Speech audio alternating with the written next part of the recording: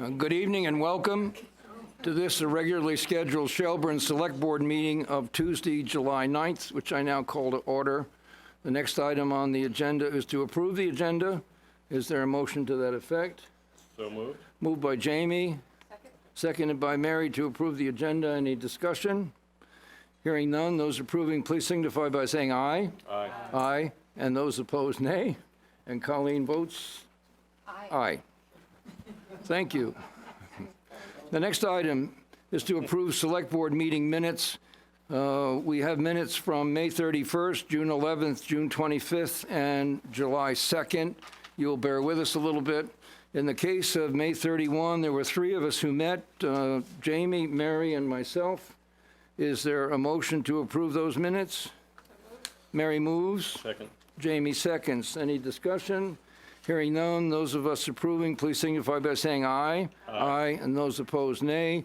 Mike and Colleen not voting for reason of not having been present. In the case of June 11, everybody was present except Mary. Is there a motion to approve those minutes? So moved. Moved by Jamie. A second? Second. Mike seconds. Any discussion? June 11th, hearing none. Those approving, please signify by saying aye. Aye. And those opposed, nay. Mary not voting for reason of not having been present. In June 25th, I was present, Mary was present, Mike was present. Is there a motion to approve? So moved. Mike moves. I have a, Mary seconds. nope, I have a small change. It's on page 4, the spelling for Persis Worrell. Her last name is spelled, that's at paragraph, the 1, 2, 3, 4, the 5th paragraph. Last name is spelled W-O-R-R-E-L-L, I believe. With that edit, any further discussion? Hearing none, those approving, please signify by saying aye. Aye. And those opposed, nay. The ayes have it. The next minutes are July 2nd, in which case all but Colleen attended. Is there a motion to approve those? So moved. Moved by Mary, Second. seconded by Jamie. Any discussion? Hearing none, those approving, please signify by saying aye. Aye. And those opposed, nay. The ayes have it. Thank you. The next item are public comments. As is our habit, we will not benefit from Ruth Hagerman's report tonight of progress on the new library town center. She's enjoying a much-deserved vacation. Are there any other public comments? Hearing none, seeing no hands. The next item are select board comments. Mike? I don't have anything, thank you. Mary? I don't have anything either. Jamie?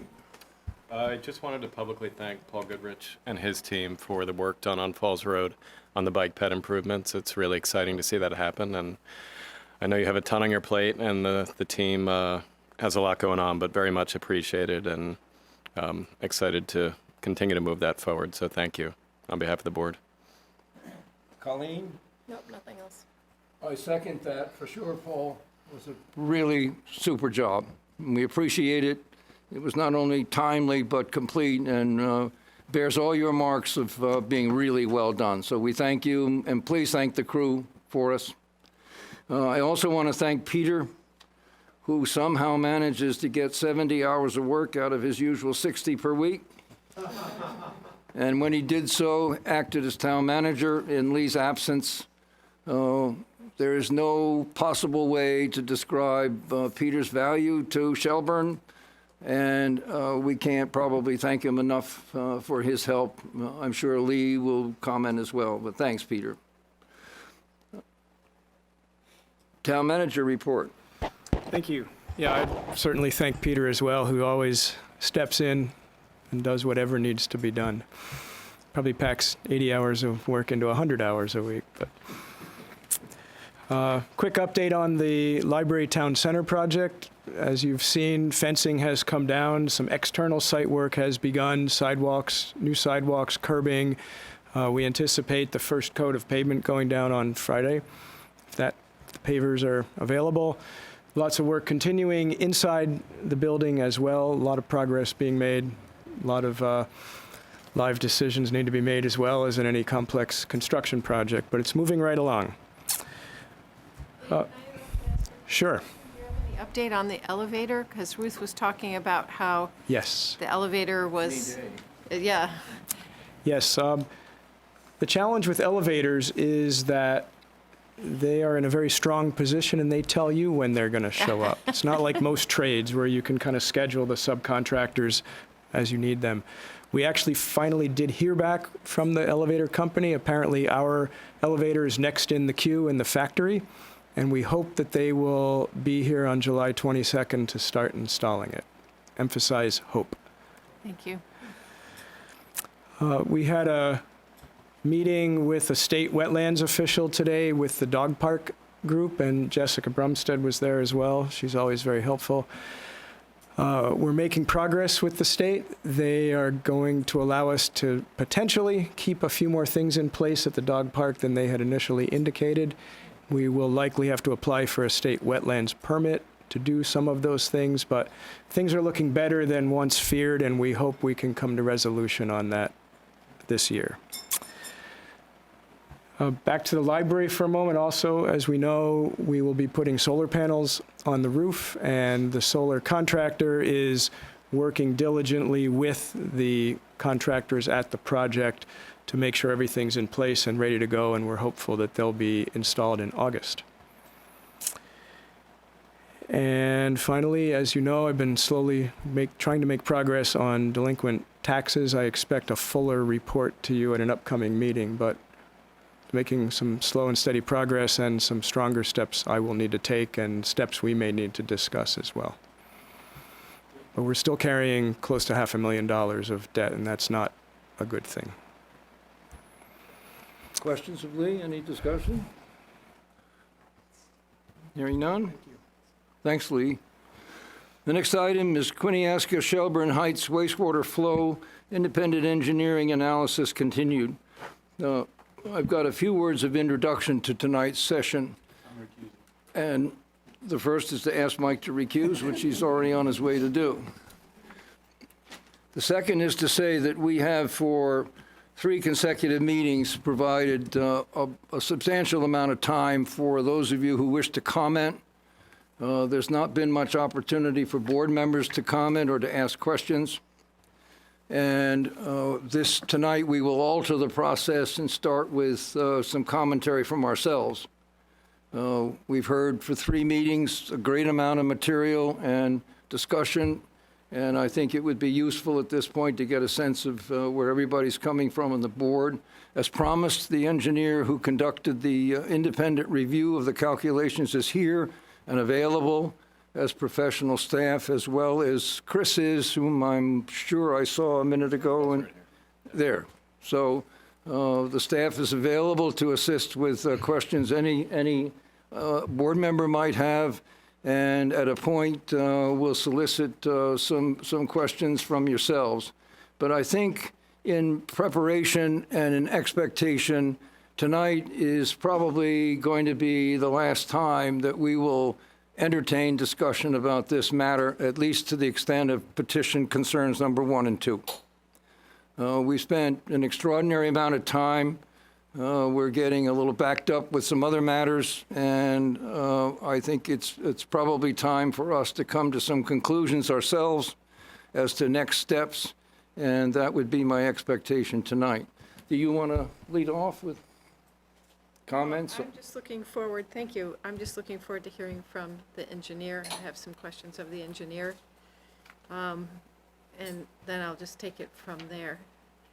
And I don't see Andy here. I don't see anyone on behalf of Quiniesca. No, both Chris Snyder and Andy Rowe got pulled away with other commitments. They simply expressed their concerns about what might happen, but they're not able to be here tonight.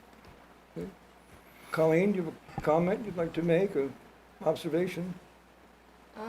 I just hope that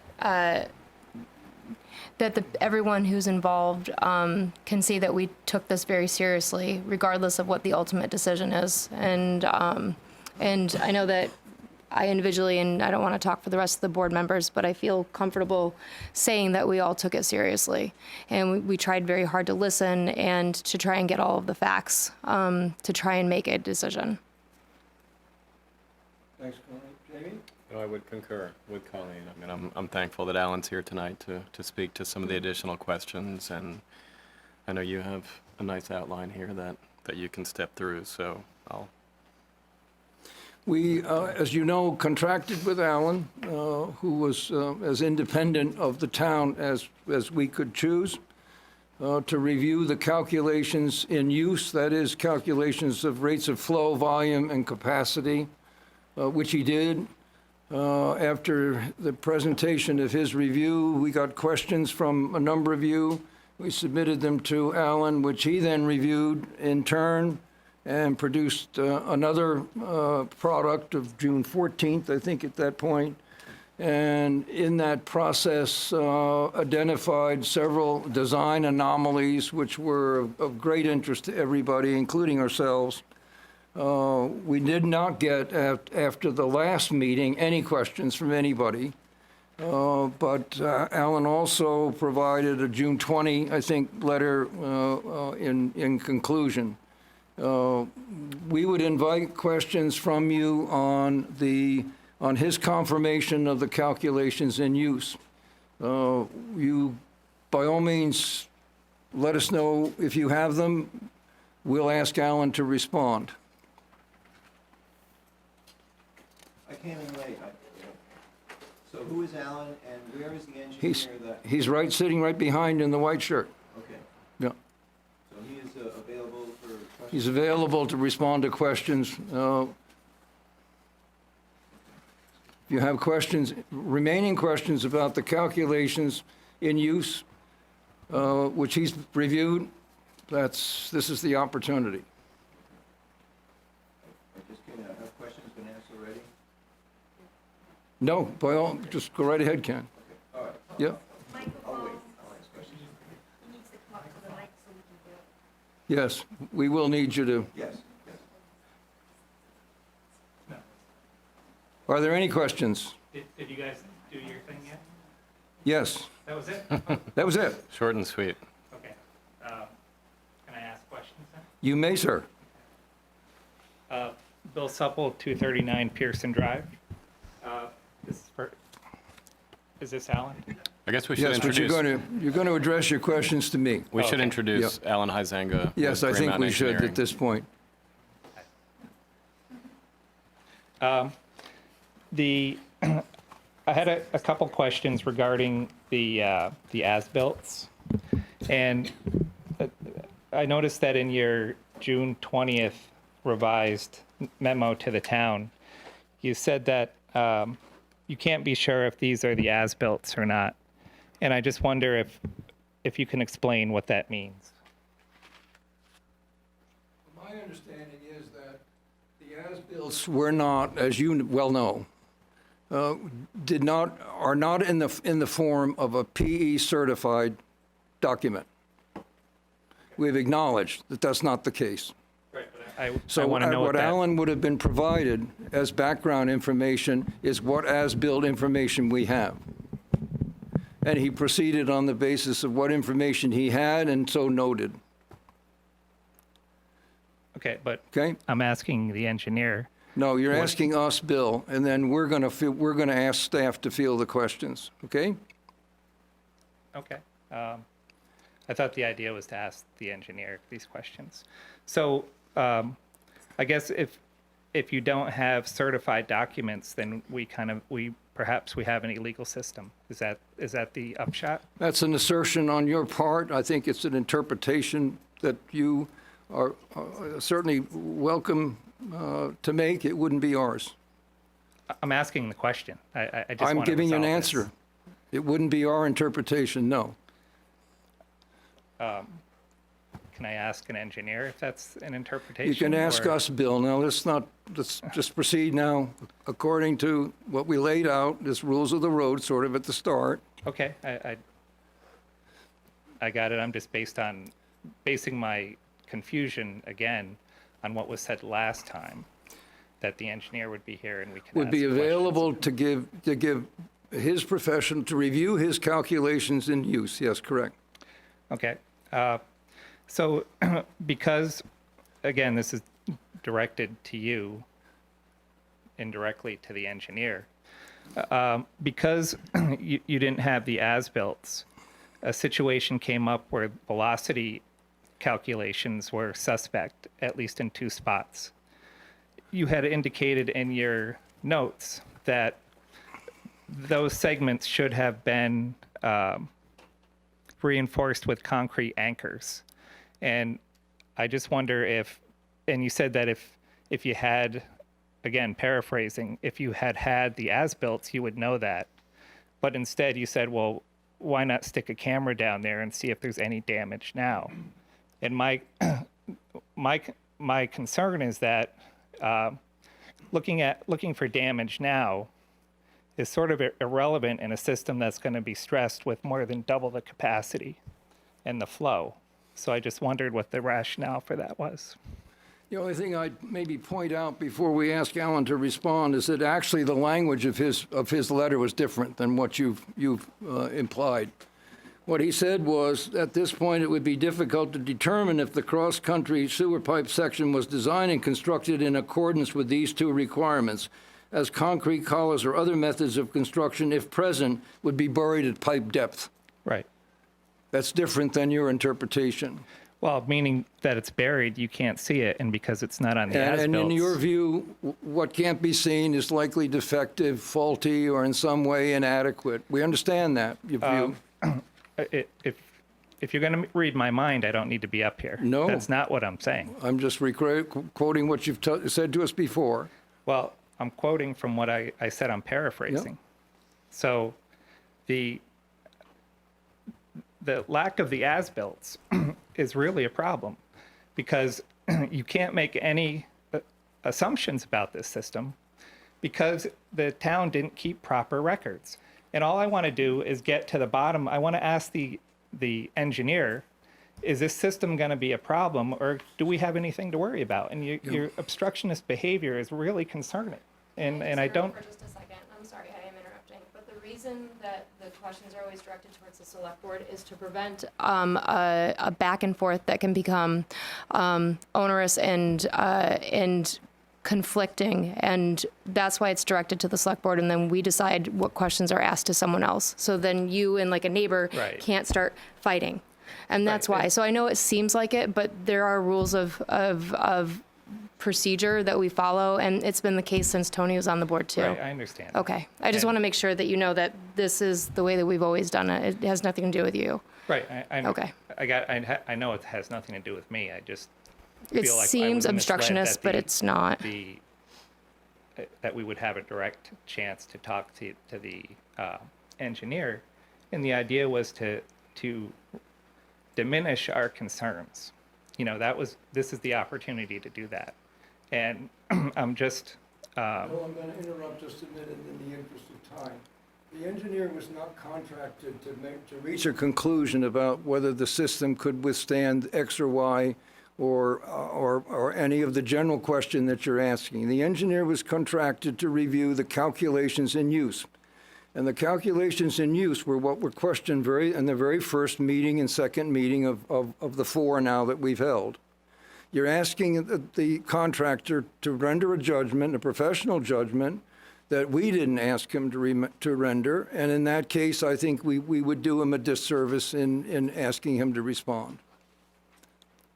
Okay. So. Do you have any further questions on calculations in use, the design anomalies that you've pointed out, the 2?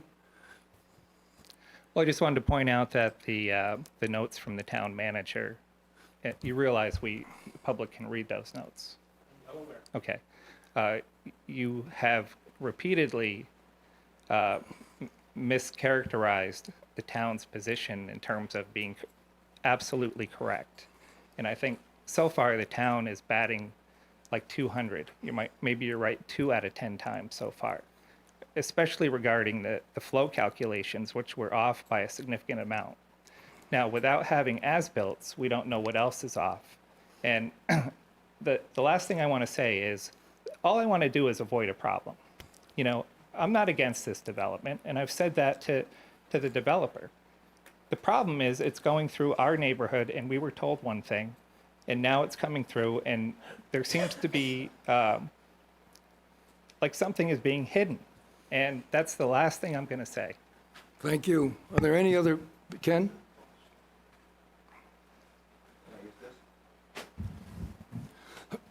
First of all, thank you for, inviting a third-party engineer to do this.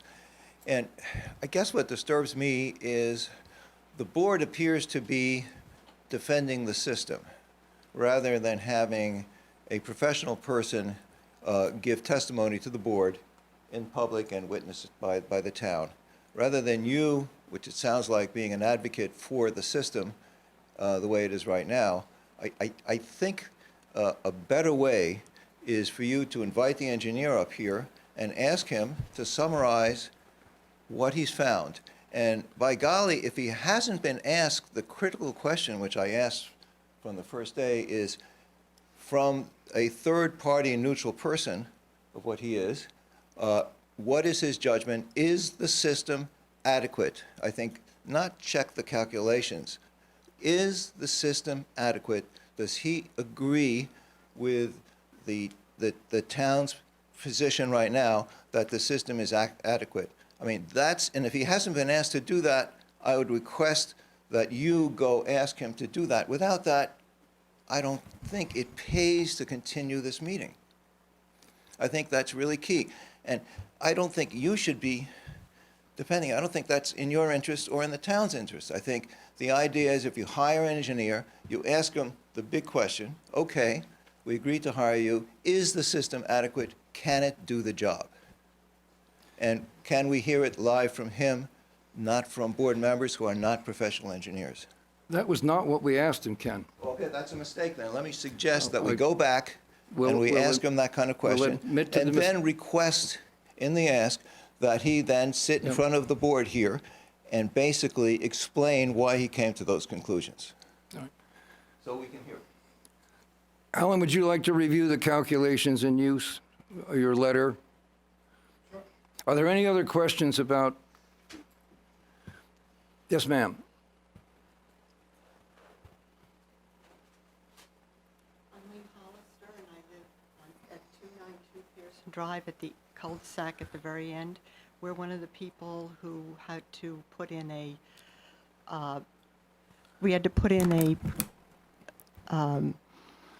pump in order to pump, and when our P&P Septic, who did the connection for us, went down into the manhole there, he discovered that the pipe was uninsulated and it was only 4 feet deep, and he was concerned about it being freezing for us. And because we have a pump, if it freezes, if there's an electric failure, will it all be coming down to us because it flows towards us, not away from us? This is your connection to the sewer system? Yes, at the very end. Thank you. You want to reprise your findings in the several letters to the calculations in use?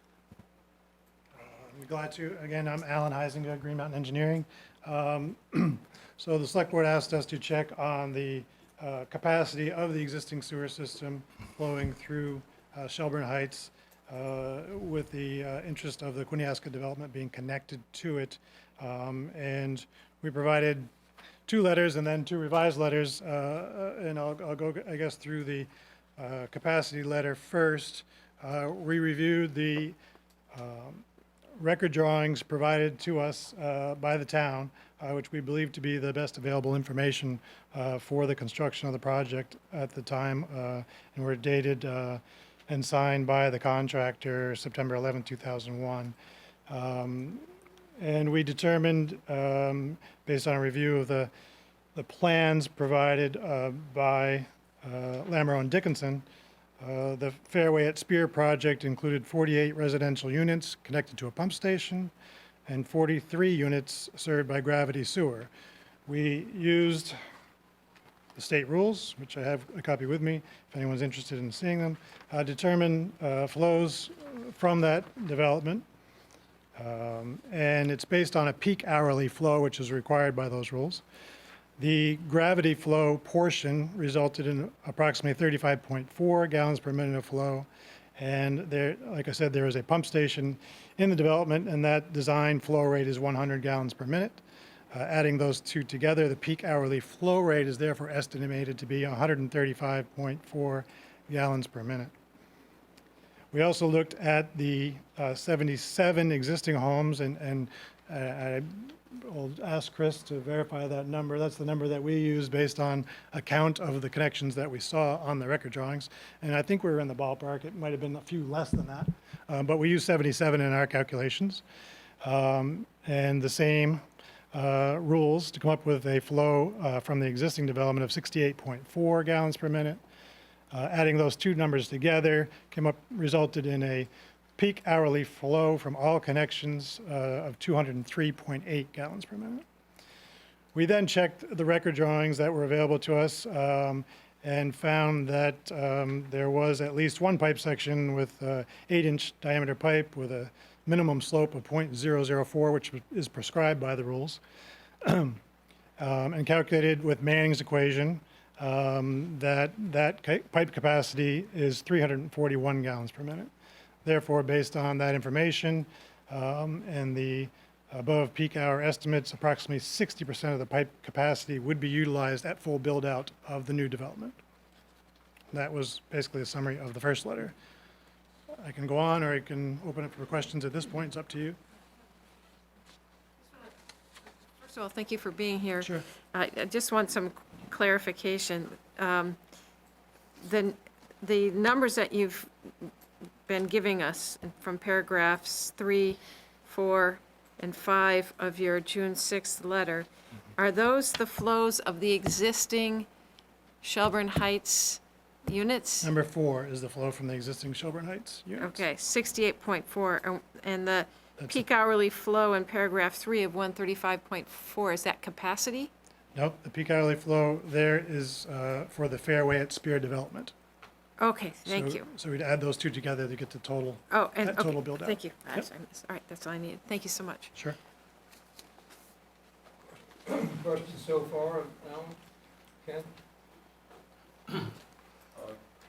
With a 50-year or 100-year kind of storm and the amount of infiltration that you probably have some algorithms to figure that out, that could happen with a storm like that. Do we still have capacity to contain the system? The calculations actually include a prescribed value from the state of Vermont for infiltration allowance, and it's 300 gallons per day per pipe. Is that a 25-year storm, though, or It doesn't relate to a storm because it's typically, it's related to leakage around the pipe, not into the structures from the surface. So you have two things that can be added to sewer flows for an older system. There might be inflow and infiltration. Infiltration is actually the groundwater infiltration around the structures and around the pipe joints. And inflow is something that might come in from the surface. So you've taken both those into account? Only infiltration is taken into account in the design calculations. So my question would be, what about surface infiltration? It's not typically included in the design flows For any system? for any system. Yeah, so the rest of the town of Shelburne is in the same boat. Correct. A 100-year storm could overflow any of the systems. Correct.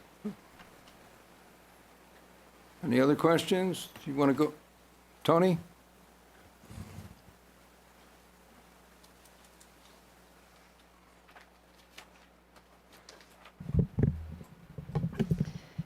This is directed at Alan. So in your June 14th revised report, you stated that Potter Place pipe segment wouldn't have met either threshold at time designed. We're talking about velocity here. At time.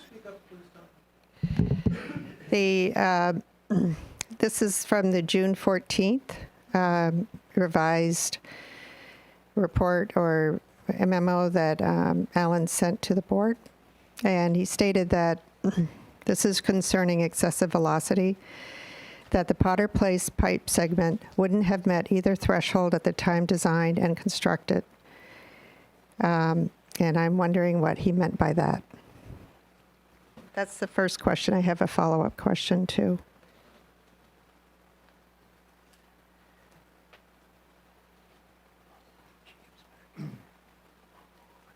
I think it's clarified in the next sentence.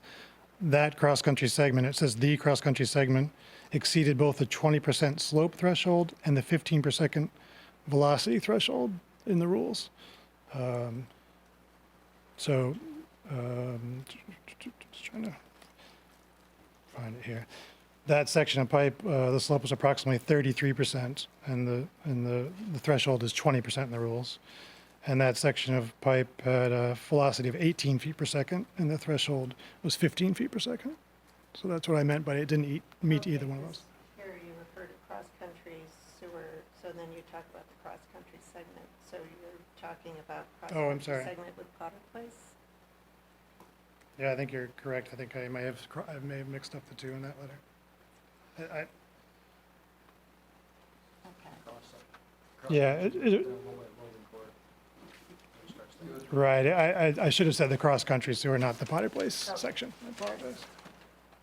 All right, and the follow-up question too is when he's talking about the Logan Court section, which is really like a ravine. It's very steep, and it is not by a road. And he talks about the slope is approximately 33%. It accepts the flow from almost the entire development. And the current velocity in this pipe section is estimated to be 15 feet per second now, which 15 feet per second is the threshold. And upon full build out with the connection, this velocity is estimated to be increased to 22.3 feet per second. And I would just like to ask, what are the consequences of excessive velocity? Why is this a concern? Why should we be concerned about this?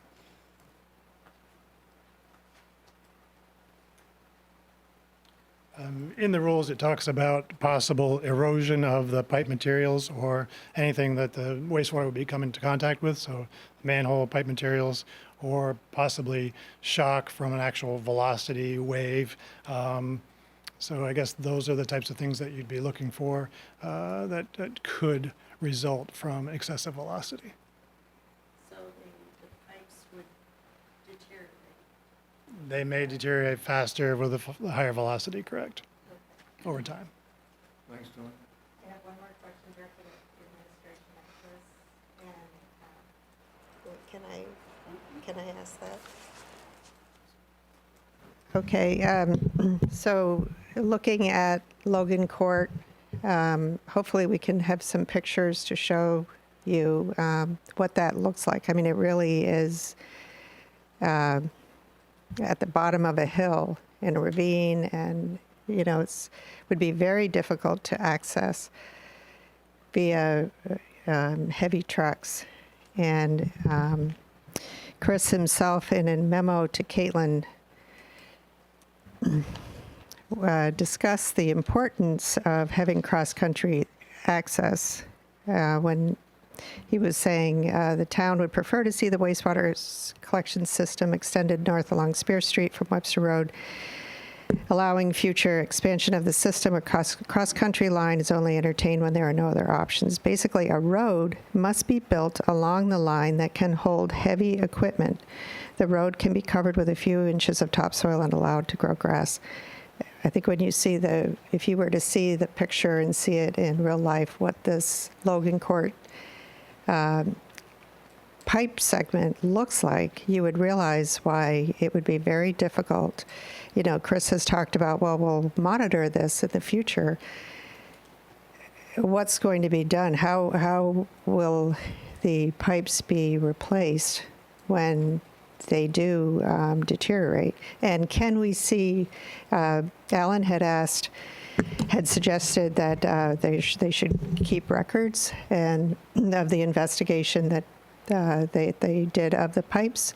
And I would like to ask where those images are. If we have photographs, if we have camera images, the town needs to have those, and we really should be allowed to see them. I mean, a lot is riding on his judgment that everything looks fine, and it would just, I think, be appropriate for us to be able to see that.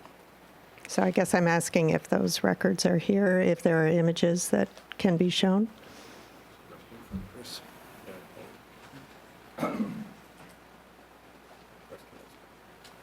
So a few things. Yes, we have some of the images.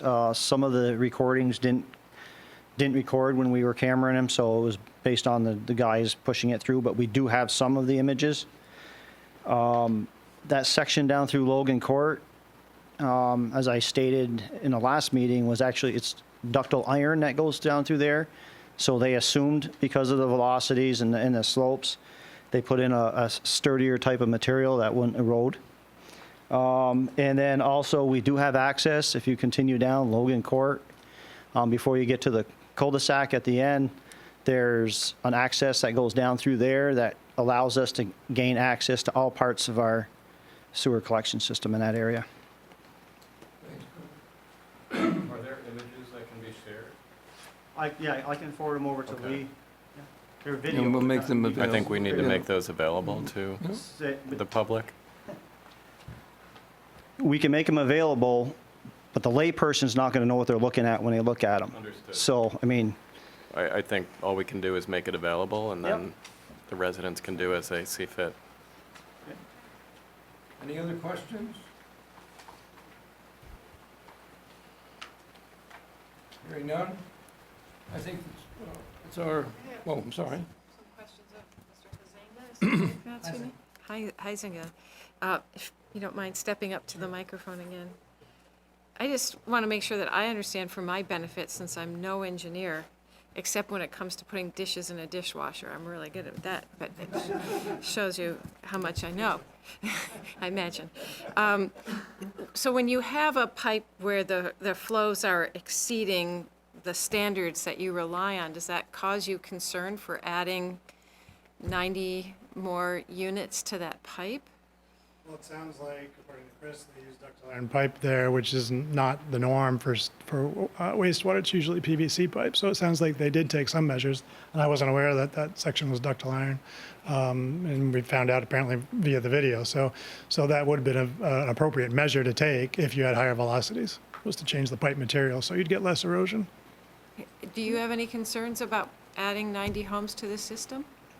No, I don't. Thank you. Any other questions from the board? I'll lead off with my sense of things. My sense of things is that the case has just not been persuasive. It's built, your concerns are built largely on interpretive differences from person to person of what the phrase problem meant in a letter. They're built on anecdotal evidence.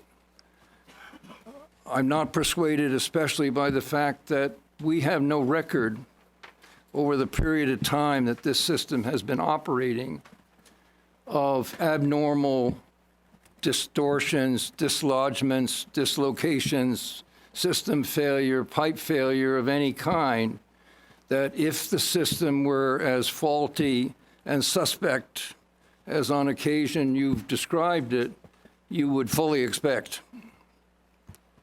I don't believe that the absence of a PE certified as-built in its most formal state, while we wish we had such a document, is to be interpreted as meaning that the town is unwilling to take on examination of the adequacy of this system. I think we have a professional staff whose opinion should be valued. And in this case, we're fortunate to have a gentleman who has worked with this system from its installation on. I'm just not persuaded personally, from my point of view, that the case here is such that we should actively consider the alternative. The alternative, I'm judging from a number of the questions you've asked and your comments, is preferred simply because it's an alternative, not necessarily because it's a more reliable, a more economic, a safer system.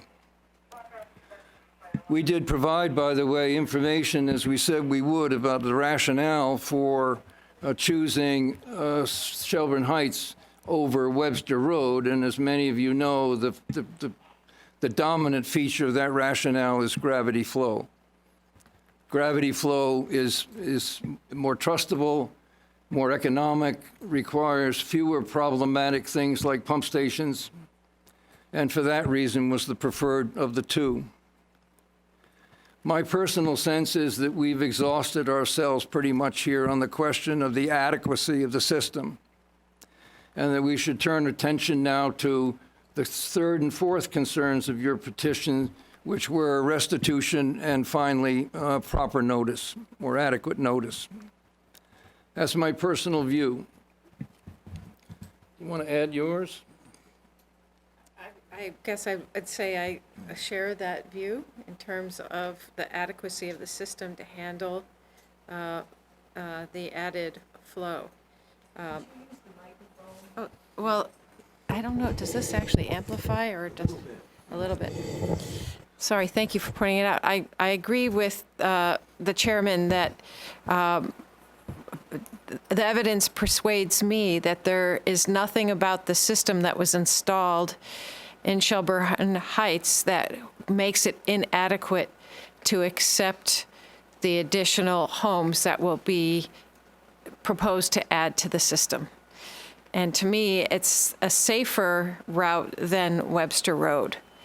So I would concur with the chairman that that the case has not been made that would cause concern about connecting to that system. And I look forward to talking more about the other 2 points raised in the petition.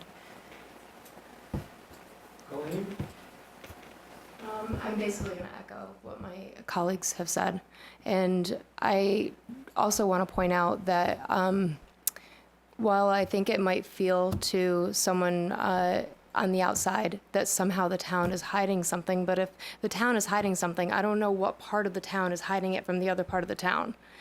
Because everything's been laid out that you guys see everything that we see, and Tony knows that.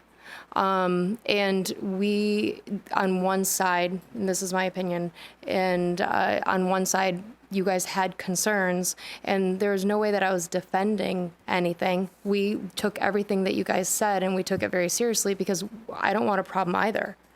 I don't want you guys to come back in 2 years and say, see, we told you so. So I'd rather double check and triple check.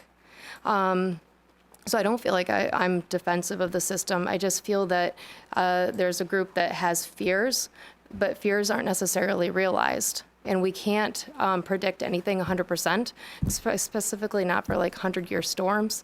And there's a part of me that thinks that this isn't really our place as a select board. This was decided by the DRB. There's a reason that there's a DRB, but we took this on because we took your guys' concerns very seriously. But I just haven't seen anything that implies to me that we need to do anything different than what's planned. Jamie? I would just add, the petitioner's concerns are legitimate. I think it's clear that you've expressed reasonable concerns, and the board's done its best to respond to those. We operate in a world where we never have perfect information, and I think it's fair to say that there are risks associated with any connection to a new system, and those can be uncovered and discussed and deliberated, and in some cases never answered, and that's troubling for residents. But at the same time, we need to make decisions, and whether it's about the as-built or about commentary from a town manager, two or three town managers ago, it is what it is in some ways. So we've talked a lot as well about trust with the board and with the public, and I feel like we've spent adequate time to hopefully instill some trust, that we've looked at this closely, we've engaged professionals to analyze it, we've tried to respond to the concerns in a fair and considered manner the best we could. So with that, I support the decision. I also am sensitive to there's a developer who has spent a lot of time on this project, who has invested a lot of resources and gone through the process that he's been asked to do at the DRB. So I think it's important for us to at least respect the process at some level and move on at this point as far as the liability piece of this is concerned. We can't be more thankful for the number of you who have come as often as you have, for the manner in which you've asked questions and sought information. It's been a very impressive demonstration of concern, and I hope you find that we've responded accordingly. There are things we've learned. One of them, for instance, has been a suggestion to the town manager and ultimately to Chris that the monitoring of that system be accelerated, or the frequency be increased, that we are more watchful. I mean, there are a couple of internal suggestions like that. My sense is that the question of restitution, which is in some ways almost abstracted from the question of the course that's been decided, the path that the sewage will travel, does not quite have quite the same priority that the first two questions did. And with your forgiveness, we will probably schedule those later in August and maybe even in September. We've got a great deal ahead of us and a great deal on the plate. And again, if you will forgive us, we'll probably take those up at a later date. We want to thank Alan, who kind of joined us at very short notice. We've come to know him as a friend and colleague. He was a select board member in Bristol for a number of years, and I think he's been an invaluable source of information and advice for us. No doubt we would want to share all of that with you as well. We'll make the images available as Chris can make them, and I'm sure, again, the town is going to be very diligent about monitoring and observation of that system, given some of the questions that have been raised. We thank you again, and we appreciate your passion. Thanks. I just want to thank the board for hiring the engineer, listening to us, and giving it the diligence, the careful thought that it has gone a long way to reassure us. We still do have concerns, but having the engineer double check everything was a huge help. Thank you. Welcome. Thank you. Thank you, Tony. Thank you, Bill. The next item is the wastewater department budget approval. You'll recall, we'll recall that we pended this at the last meeting because there was at that point, oh, we need to get Mike back, yeah. We pended this because we felt that with two of us missing, it was better, given the late hour as well, to bring it back. So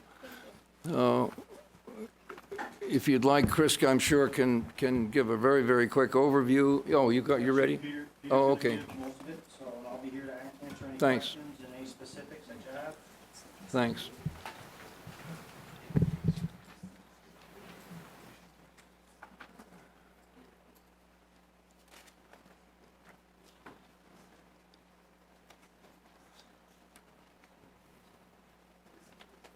Did you want to comment? I didn't ask you if you wanted to comment. I know you. Turn this over to the experts on Yeah. the topic. I honored your statement in your annotated agenda, so I didn't ask you if you wanted to. Thank you.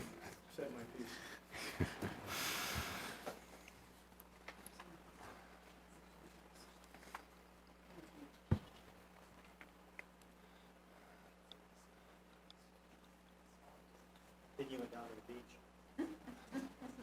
Either he's trying to find a parking space, maybe, yeah. Yeah.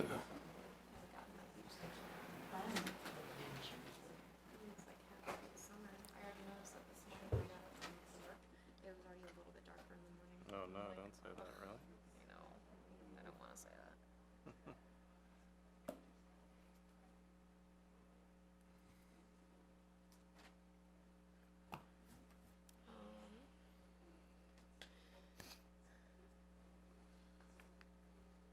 There he is.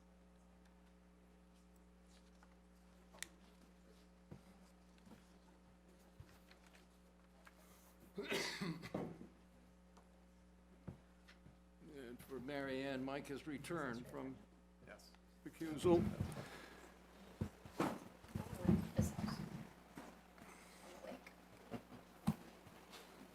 Sign me up.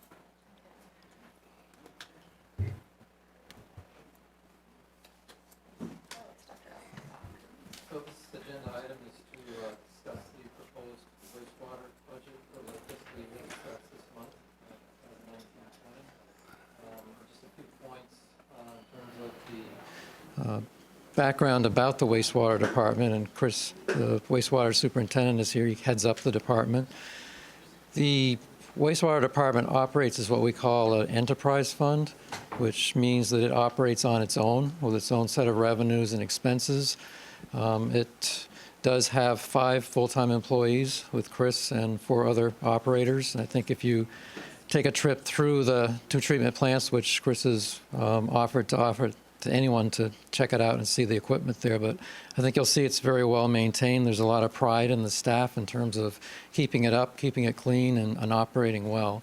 So compliments to them for managing that.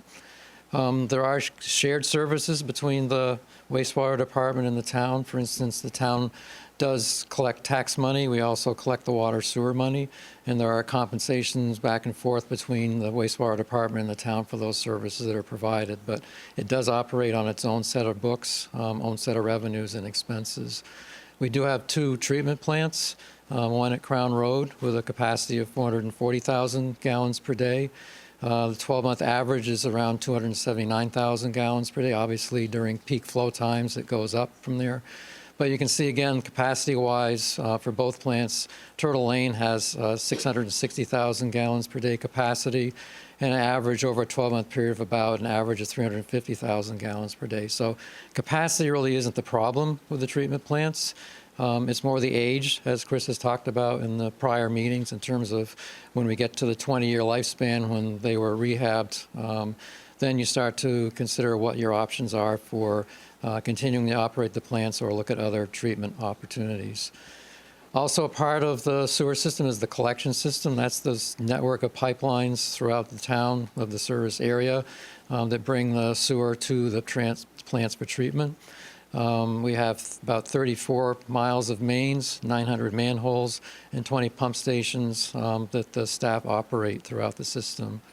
As far as number of accounts that we service, it's about 2,250 accounts, largely weighted towards residential. 64% of our revenue comes from residential customers, and 36% comes from commercial and industrial accounts. The current rate right now is $13.15 per 1,000 gallons. For a typical family using about 70,000 gallons a year, that's about $921. And for a smaller 2-person household, 2 or 1 person, about $263 per year. So it's a little bit of background about the system. The proposed budget that we are presenting to you for approval, total expenses are $1.978 million. That's an increase of about 3.1% from the prior year budget.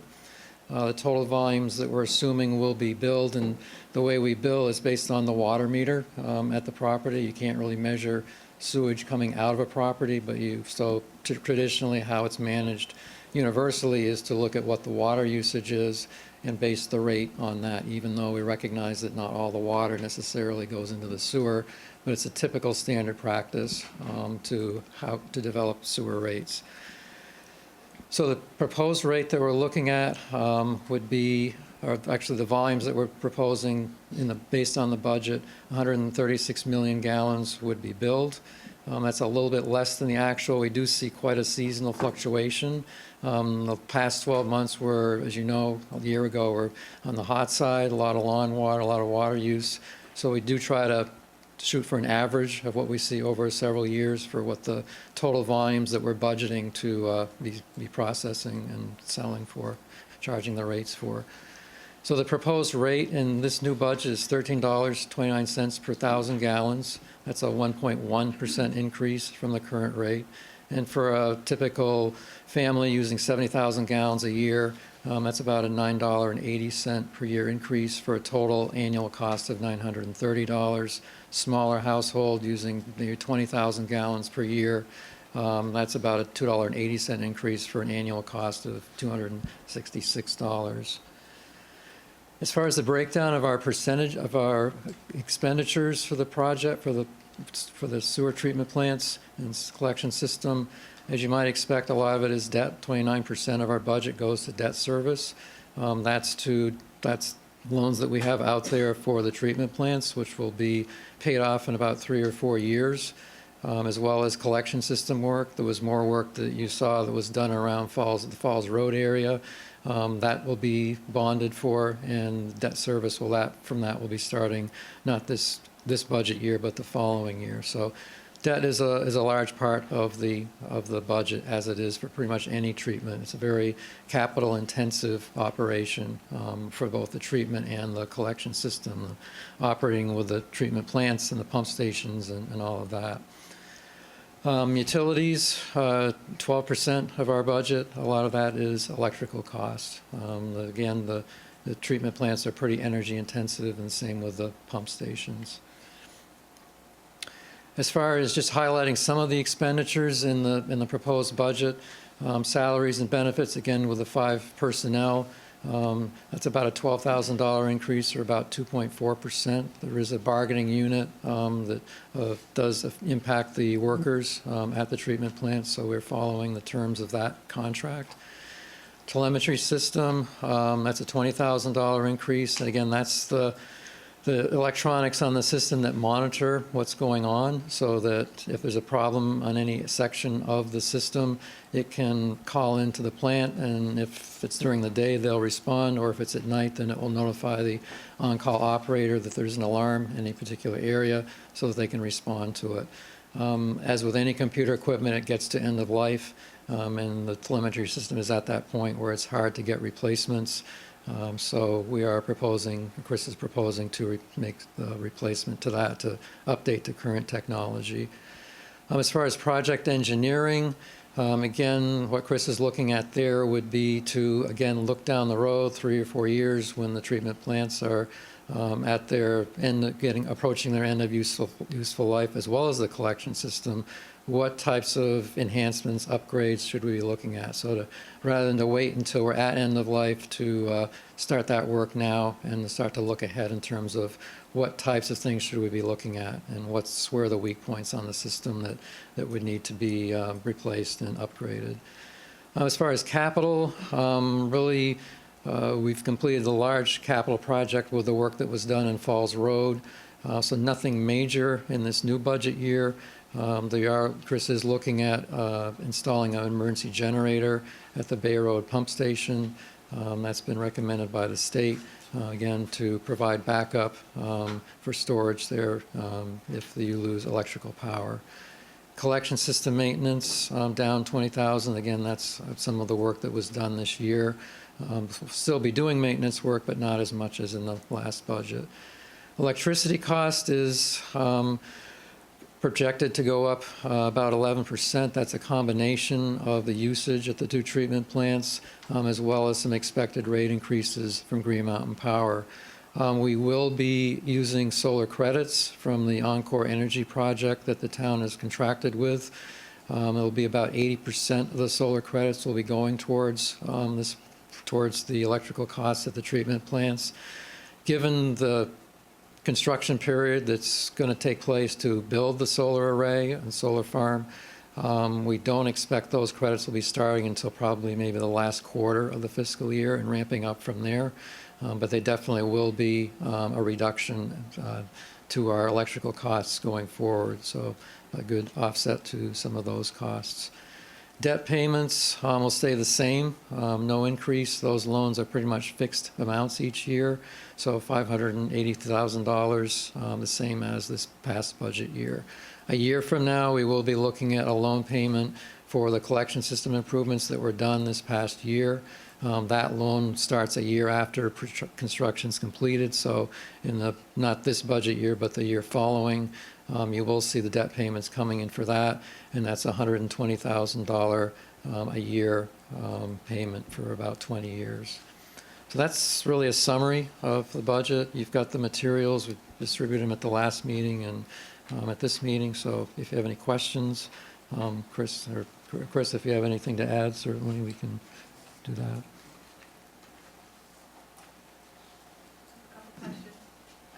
Directed to Chris, I guess, or Peter. I thought there were 4,000 people on the system, not 2,250. The number that Peter provided was the number of accounts. So as Oh, far and as the number 4,000 of is the people, I'm number not of sure. But users. yeah, Like multiplying a household by a certain factor to, yeah, I think it's like 2.3 people Okay. per household or something like that in Shelburne. and as a separate unit, I'm not complaining, I'm just wanting to understand, if the solar credits are gonna go to reduce the electrical bill for the wastewater treatment plant, then the solar credits, the solar's actually paid for by all of us to benefit a subset of all of us who are on the system. There's no cost associated, we'll be getting credits from the solar array. Right, but the solar array is paid for by the bond that all of the people of Shelburne, through our taxes, are going to pay. Solar's, No? There's no cost at all to the solar at all? right. Maybe I can help. So there's two separate solar arrays, if you will, two separate contracts. Okay, Neither of them requires any upfront cost on the town. So we're putting a small system on the library roof, and the output of that will be assigned to some municipal accounts, presumably the library first. The large array, the net metering agreement for that, is being built entirely by private enterprise, and then we get to buy the power from that 80%, 88% of the normal cost. right. So the 12% savings is going to the sewer plants being the highest users by far of electricity, but there's no cost to the town or the taxpayers. Thank you, understood. That's part of the magic, if you will, of these agreements, is somebody else is paying the upfront cost, taking the tax credits, we get the benefit at no cost upfront to us. It is not. That It's just is, contractual I believe, Yeah. St. Albans. Okay. It's a- But still, I mean, no cost to the town, but it's only reducing town costs that, I'm not complaining, I actually think it's fine, but just to understand, reducing the costs that are borne by the 2,250 accounts that are on that system. Correct. And the reason, And actually, the distribution is gonna be 80% of the credits will be going towards the two sewer treatment plants. And the reason for that is because they have such high use. You don't wanna be applying those credits against small accounts, but 80% of those credits will be going towards the sewer account. 20% will actually be going towards the town budget, this building. Those are the three installations that we're spreading those credits over. That's a really good question, because it's found money, in effect. Yeah, that's really good. What's the next biggest use after the plants? Just guesstimate. This building, and then probably the library, which will have its own solar panel, and that'll be a different agreement.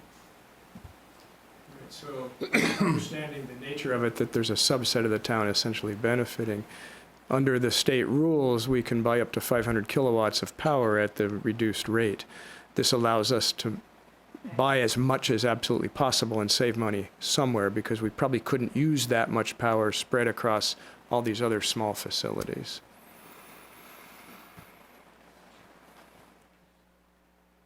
Can I ask a couple questions? The percentages you gave of business versus residential was in use, not in accounts, is that right? The percentages were in Were by use, not by accounts? percentage of revenue.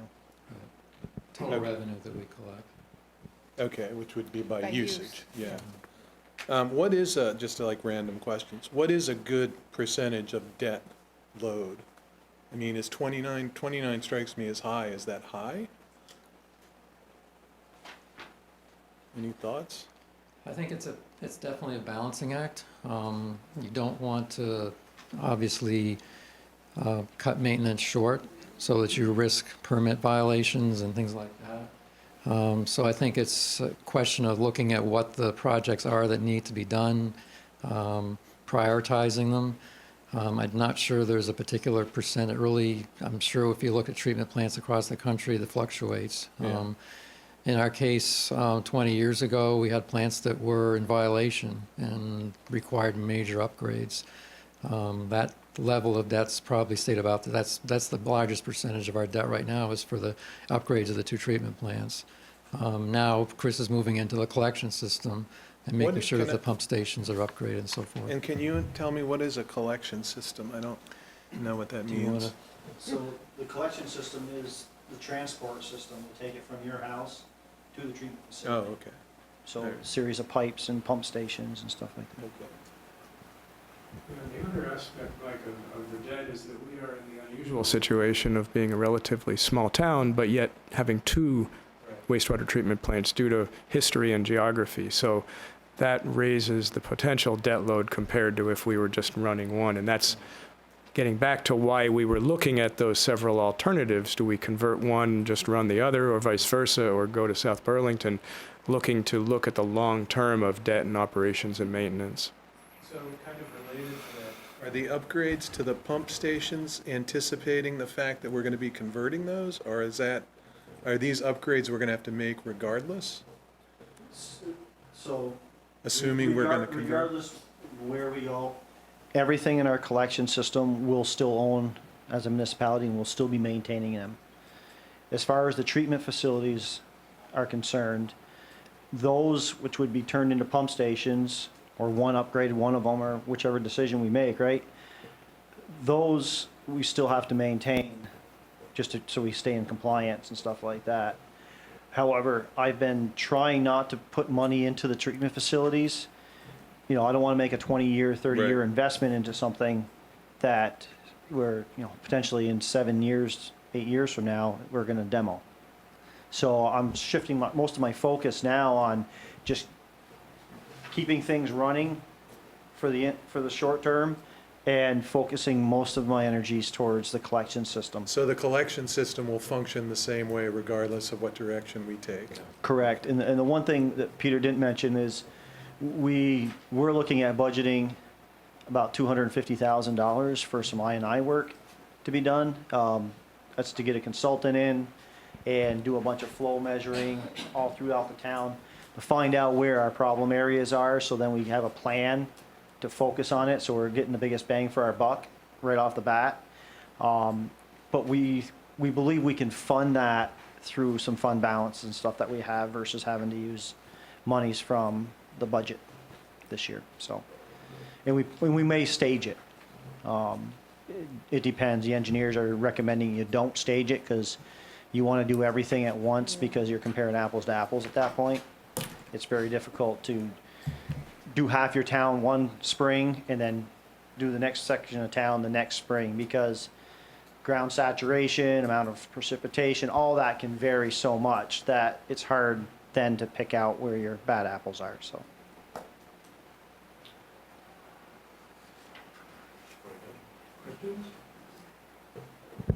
Is there a motion to approve? Move to approve the FY 2019-20 wastewater budget as presented. Jamie moves to approve. Colleen seconds to approve the wastewater department budget as presented. Any further discussion? Hearing none. Those approving, please signify by saying aye. Aye. Aye. And those opposed, nay. The ayes have it. The next item is the wastewater allocation request. I just wanted to make a brief disclosure on this of a potential conflict. We have a child who's enrolled at Vermont Day. I don't think it's a conflict, and I'm confident that I can act in a fair, unbiased, and impartial manner in the best interest of the town. So with that, Thank you. I do. So this is a straightforward request for an increase in wastewater allocation of 288 gallons per day. Chris has reviewed it, indicates we have plenty of capacity in our plant to handle it. Again, as per recent requests, the ordinance currently requires the Select Board to approve any of these requests.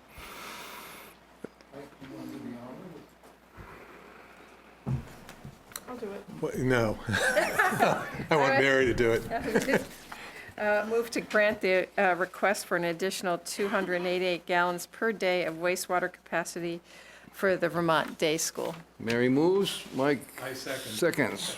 Any further discussion? Hearing none, those approving, please signify by saying aye. Aye. And those opposed, nay. The ayes have it. Thank you once again, Chris, for your participation. Yeah, thanks, Chris. The next item is a public hearing previously announced on proposed zoning amendments which regard accessory apartments. Do you want to ask Dean to give a brief summary?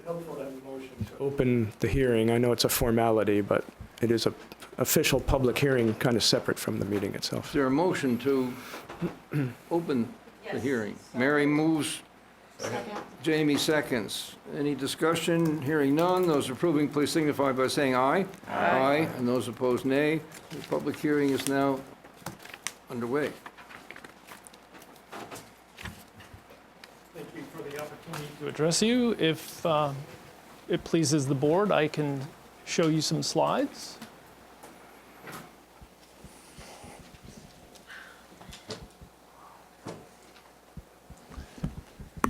Before I roll with those, I just wanted to recap for everyone that on May 24th, I transmitted to the board a packet of materials regarding some zoning changes. I also posted those proposed changes on the town's website. The changes relate to a type of development that's called accessory apartments. The changes were discussed by the Planning Commission at a public hearing that was held on May 23rd.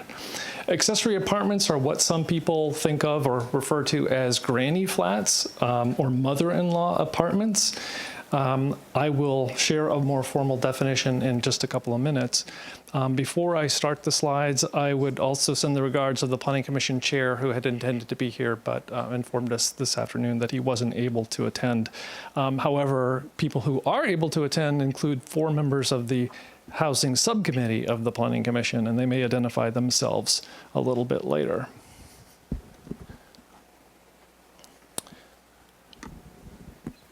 The current situation in Shelburne in our zoning regulations as they relate to accessory apartments is as shown on this particular slide.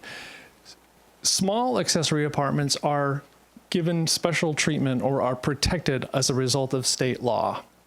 That means that they must be allowed as a permitted use by a permit, but a permit that's handled administratively, so long as it's an efficiency apartment or 1 bedroom, not larger than that, that it's less than 30% of the area of the home to which it's connected. There are no exterior changes, and the owner of the property lives on site. But basically, state law says if you are a homeowner, if you have a single-family home, you are entitled to have a small accessory apartment. The law says that towns can go beyond that, and Shelburne does that in the following way. We say that if you want to have a slightly larger accessory apartment or one that involves physical changes, you can seek approval for that, but you have to go through something that's called conditional use review. A conditional use review is something that's handled by the Development Review Board. It means more paperwork, it means warning a public hearing, and it means waiting for the result. When the Development Review Board is hearing an application for a conditional use for an accessory apartment, they're looking at things like the possible impacts on traffic, municipal services like wastewater or water demand or schools or things like that. Things that an individual accessory apartment are not likely to cause trouble with. For people that are graphically inclined, I'm just showing you the left is permitted. You can have a single family home, just imagine this box, and 30% of that area can be dedicated to an accessory apartment, you come into the planning and zoning office, you fill out a form, and it will be processed. You don't need to go to the development review board. You could have a house with an accessory, a building, a garage, let's say, or an existing structure of just some sort, not where you live, and you could put 30% of this area inside it, and it's still accessory apartment. What our regulations say right now is that, oh, you want to do more than 30%? You want to do up to, say, 49%? If you want to do that, you need to get a conditional use. Similarly, if you have a house and there's no accessory building, but you say, I want to build one, even if it was only 30%, it would require conditional use. The way the zoning regulations are structured, we have a table. That table summarizes different uses on a list down the side, and it's got a P or a C to indicate whether or not something's permitted or conditional. I'm showing this slide because it's really an encapsulation of what the proposal is, to change a lot of C's to P's. That's it effectively. It does that also by combining what had been two categories into a single line. It draws attention to that. We have a zoning map that's on the left, breaks the town up into zoning districts. Those districts have different sections within the regulations. And then if you look at each of those sections, the way our convention is, if we're adding new text, it's new red underlined text. And if we're removing something, we're striking through it. And so basically throughout the zoning regulations, if this proposal is adopted, we'll see lots of places where existing text is deleted, and what happens instead is that the section on permitted uses that's above it incorporates the conditional use, the larger apartments in it. So where it used to be only those that are small, it says those that could be 2 bedrooms up to 50%. And that is effectively the convention throughout. This is just another example, a different district, just to show you that as you pick up the proposal off the website, you'll see that in several different sections, part of the text gets deleted and part of the text gets revised to incorporate the things all under permitted use.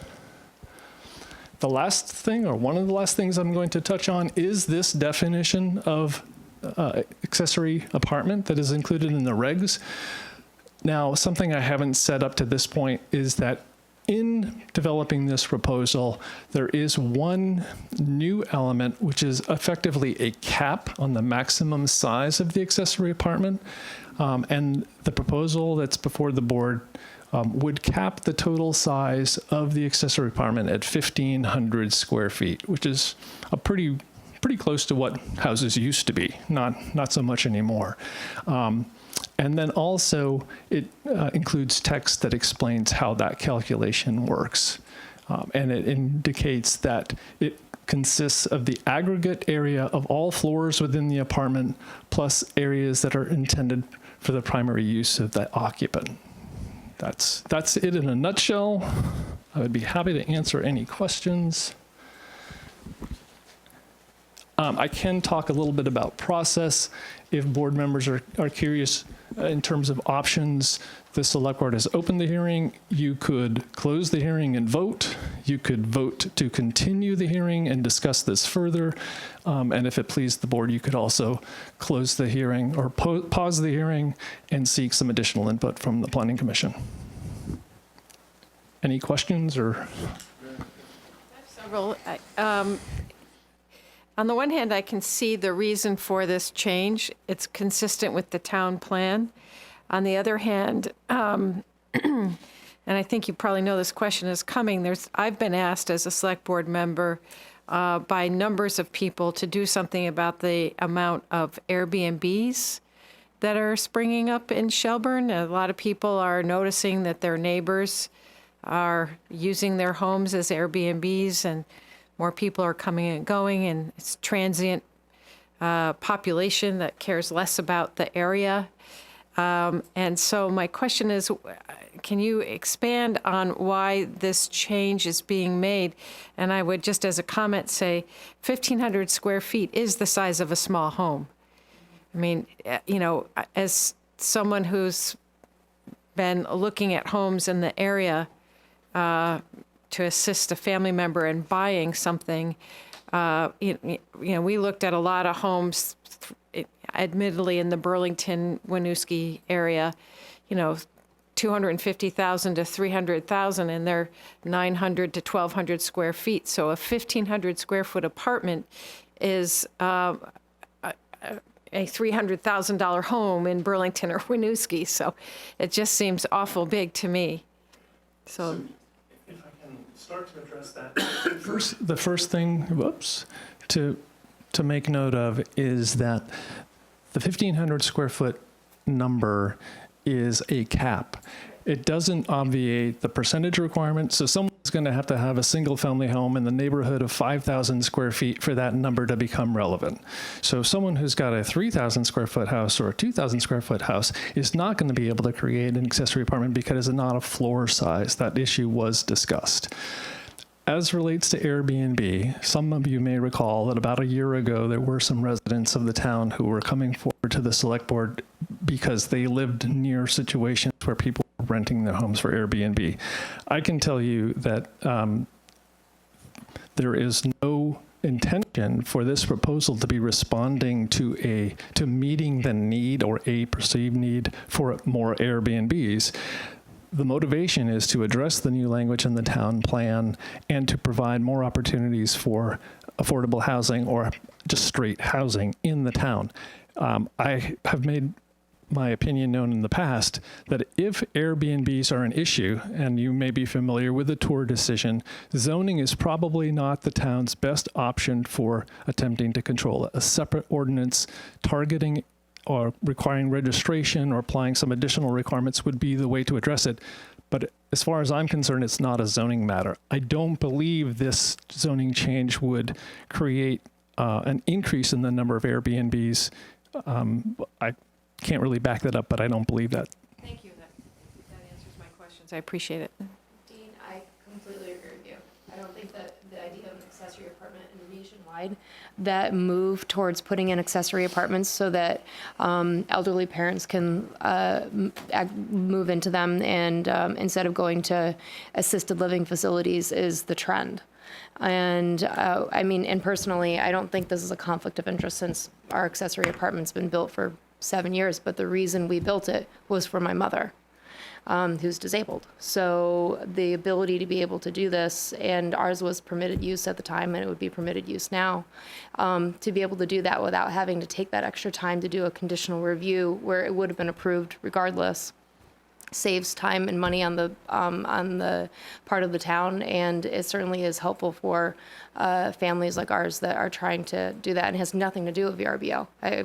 We would never do VR, not us anyway, maybe future owners. But I think that to address that, I agree with you. It needs to be done with a different type of review. Any other questions for me? Mike, any questions? On your graphic illustration, you showed that an accessory could be divided again? No, that wasn't my intention. My intention is simply to show that the lilac-y colored or fuchsia is 30% of the area of the original. And so it's just carving out of, in the leftmost column, it's carving out 30% of that. It's also taking that 30% because the base is represented by the house.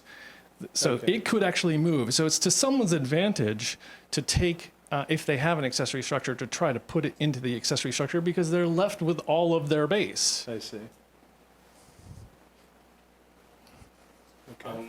I'm very supportive of this directionally. As Mary said, it's consistent with the town plan goals. I know the Planning Commission and the Housing Subcommittee have vetted this very closely and deliberated the percentages, and I'm satisfied that this is the right direction to go in. So thank you.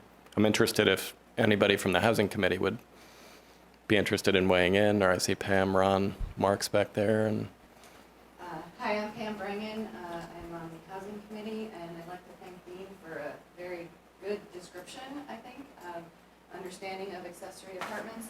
And I just want to say that everything that you guys have already said, you know, the reason that we made this proposal was it was in line with the language in our new town plan. And we just really, you know, there is a housing issue throughout Chittenden County and throughout the state, and just simplifying the process and allowing for ways for more affordable housing. And, you know, Colleen, you mentioned elderly, but it's also for young adults too. You know, we want the youth to stay in the state, and we need to provide places for them to live. And if, you know, someone can add as an accessory that's not right in the basement, you know, I think parents would like to be able to keep their kids local. And so I just want to say that we are in true support of this proposal. So thank you. Thanks, Pam. Thank you. Susan? Susan McClellan, Falls Road. How will this affect people who live in a historic district?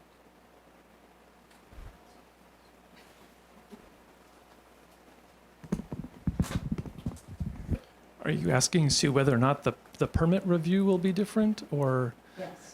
So because a zoning permit is issued, it will still be subject to HPDRC review.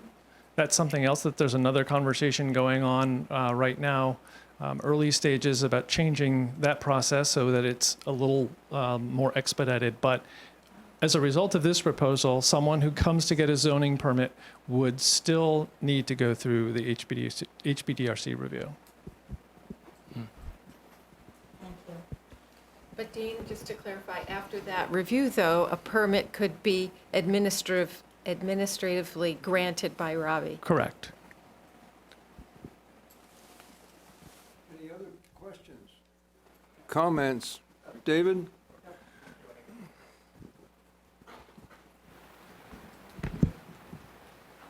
David Webster. I guess my question, Dean, is I'm never quite sure. It's an accessory apartment when you have an owner-occupied unit as well.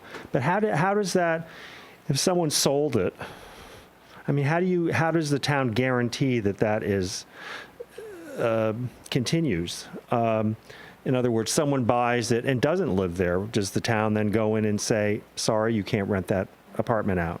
I mean, who's going to be policing this? I guess that's what I want to know. Well, in the end, the town does need to enforce the regulations that it has if people are going to give them heed. The enforcement problem is going to exist regardless of what process is used, because right now already a good number of accessory apartments can be reviewed and approved administratively. Some of them get approved conditionally, and the same thing can happen. Someone could sell the property, and then the question arises, well, what happened to whoever was in the apartment? Did they stay there, or did they leave and a new family will move in? I can tell you, David, that when a property sells, the Planning and Zoning Office has people come in and who ask questions about the property. And that's a time when if someone was asking about, well, does that accessory apartment have an approval, or what goes along with that, we can explain that the owner of the property must live in one or the other unit. To my knowledge, we haven't had situations as a town where someone got an approval and then sold, and then we were left with trying to tell someone, well, you don't live there, and so you have to vacate the apartment because it has to be occupied by the owner of the property, one or the other. So that enforcement problem exists regardless. It hasn't been something that we've seen.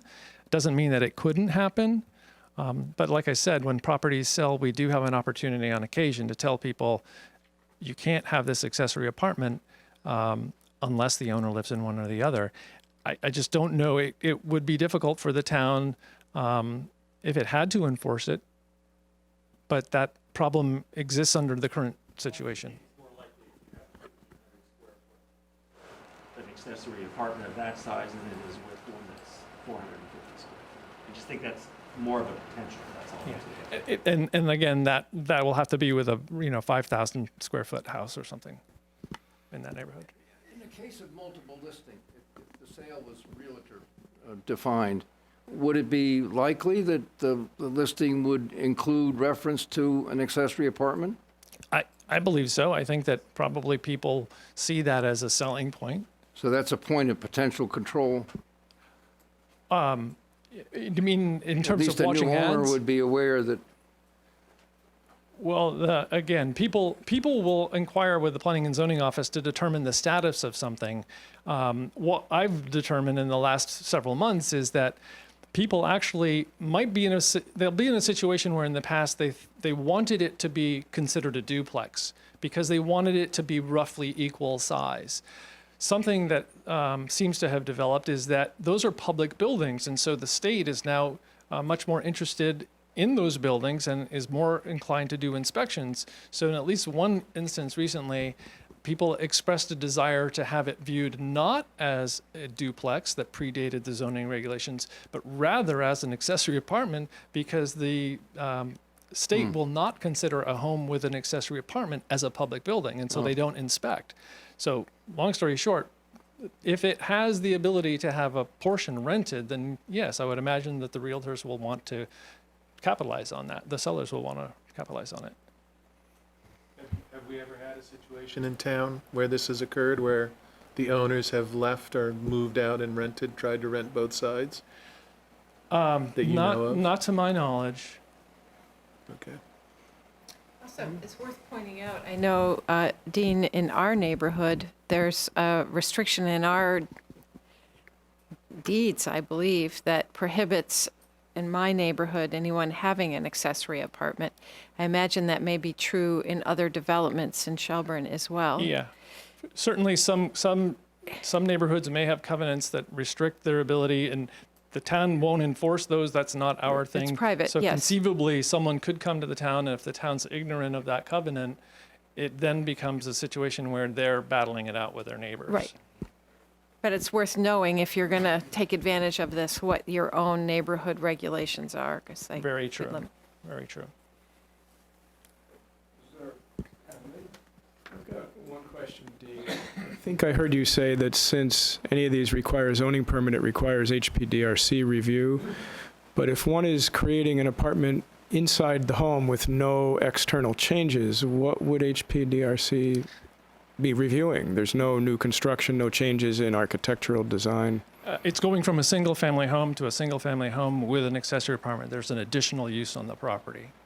I understand that, but what is it? What would they be looking at? Yeah. Well, so as a practical matter, their scope of review would be very, very limited because, as you say, there isn't a lot on the outside for them to be considering from a historic standpoint. It may depend on whether or not someone's going to be creating a door and then a wall, changing facade. It could be that there will be some minor physical changes, and that's. But in an instance where there is already the door, everything is happening inside, there is the additional use, but still the regulations say that for that permit and change of use, it must go to the HBRC. That's one of the reasons why this idea is being floated to change the regulations so that the HBDRC review doesn't involve the Development Review Board. Or perhaps there could be an exemption where there's no physical changes to the property, because then there's really, what are they looking at? Yeah. Well, the issue isn't the physical changes. The issue right now in the regulations is the addition of the use. So the regulations would have to be changed to remove the change in use or addition of a use. So hypothetically, HPDRC could recommend denial even though it's protected under statute? No, I can't imagine any grounds that the HBDRC would recommend denial, and I can't recall. And yeah, so speaking as a 30-year member of the HBDRC,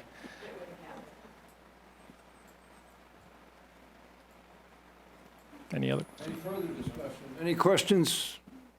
The audience, anyone? Mr. Chair, I move to close the hearing. And I'm prepared to vote on the matter if my colleagues are. So I guess we do one thing at a time. Move to move.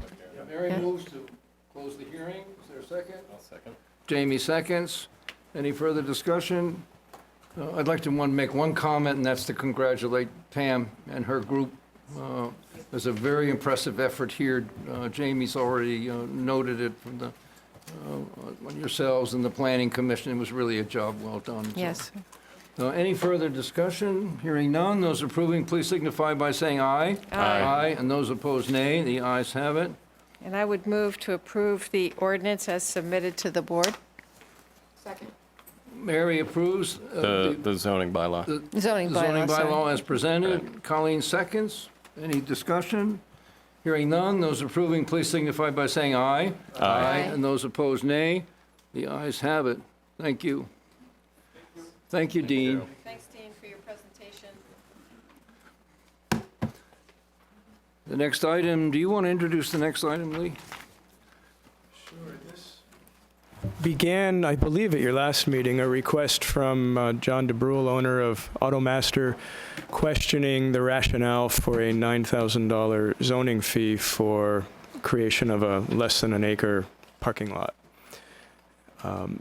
I believe it's a question that deserves to be asked and reviewed. It does seem rather high for the nature of the work that was done, the nature of the review that would have been required, and certainly in comparison to a prior permit that was issued for similar kinds of work. I've personally never heard of a per square foot charge for a parking lot as compared to building construction.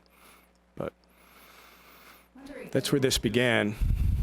Is this a reconsideration request by the board, or how is it procedurally teed up for us? Procedurally, of course, it's up to planning and zoning staff to interpret the rules and assess application fees accordingly. Staff have no authority to alter, amend, or change fees. That would require a select board action if it were appropriate. So that's why it's come here. And then, By way of history, my understanding is the fees were established as a revenue raising matter, but the only things that seem to be exempted are driveways.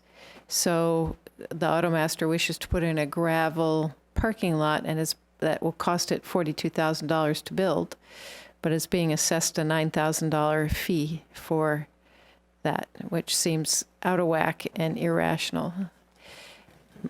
My thought is I don't know exactly I don't feel informed enough to take any action. I think, do we as a board have the authority to waive the fee in this instance? I would not feel comfortable doing that because that seems to be reactive governing. My question would be, is there another way to assess a similar fee that would not result in an untoward consequence like this? Perhaps assessing a small percentage of the total cost of the build would be more appropriate. well, and certainly Dean and Ravi are both here to speak to it, and I'm sure they would like to. Again, and they'll explain their take on it. I've certainly never heard of a charge of this nature for a parking lot. There are certainly fees for site plan review or amendments to PUDs that would certainly apply in a case like this, whether one considers a parking lot construction in the typical sense of buildings is really the question before you. Then there's the potentially larger question of revisiting the fee structure, which I think would be more relevant at another time. But you have the authority to waive. It's a better approach to sort of dig in on the fee itself instead of a one-off reconsideration request that may not be. Exactly. This is presented to us as an action item, and I'm not clear what the action is that we can take at this point, and I'm happy to hear from Dean and Ravi, I hope to, but I just don't, what can we do here tonight? So the options are to do nothing and just say whatever staff came up with is appropriate and should be assessed. I don't think anyone's asking you to waive the fee. You have the authority to do that or to find a more appropriate way, I shouldn't say that, find a different way to assess the fee in this particular instance. But you have the full range of spectrum from do nothing to if you... My understanding from the last meeting that Automaster is waiting on a response or the outcome? I believe probably, and I can't speak for the department, I think probably the department and the owner are awaiting a response. I just there must be some historical perspective on this. I mean, is this like the only parking lot, apart from a new building that needs a parking lot associated with it? Is this the only parking lot ever to be built in Shelburne? After 2015. I'm not sure I can give you an absolute answer, but I'll try. This is a project that, first of all, does need to be understood in its context, which is as an amendment to a planned unit development.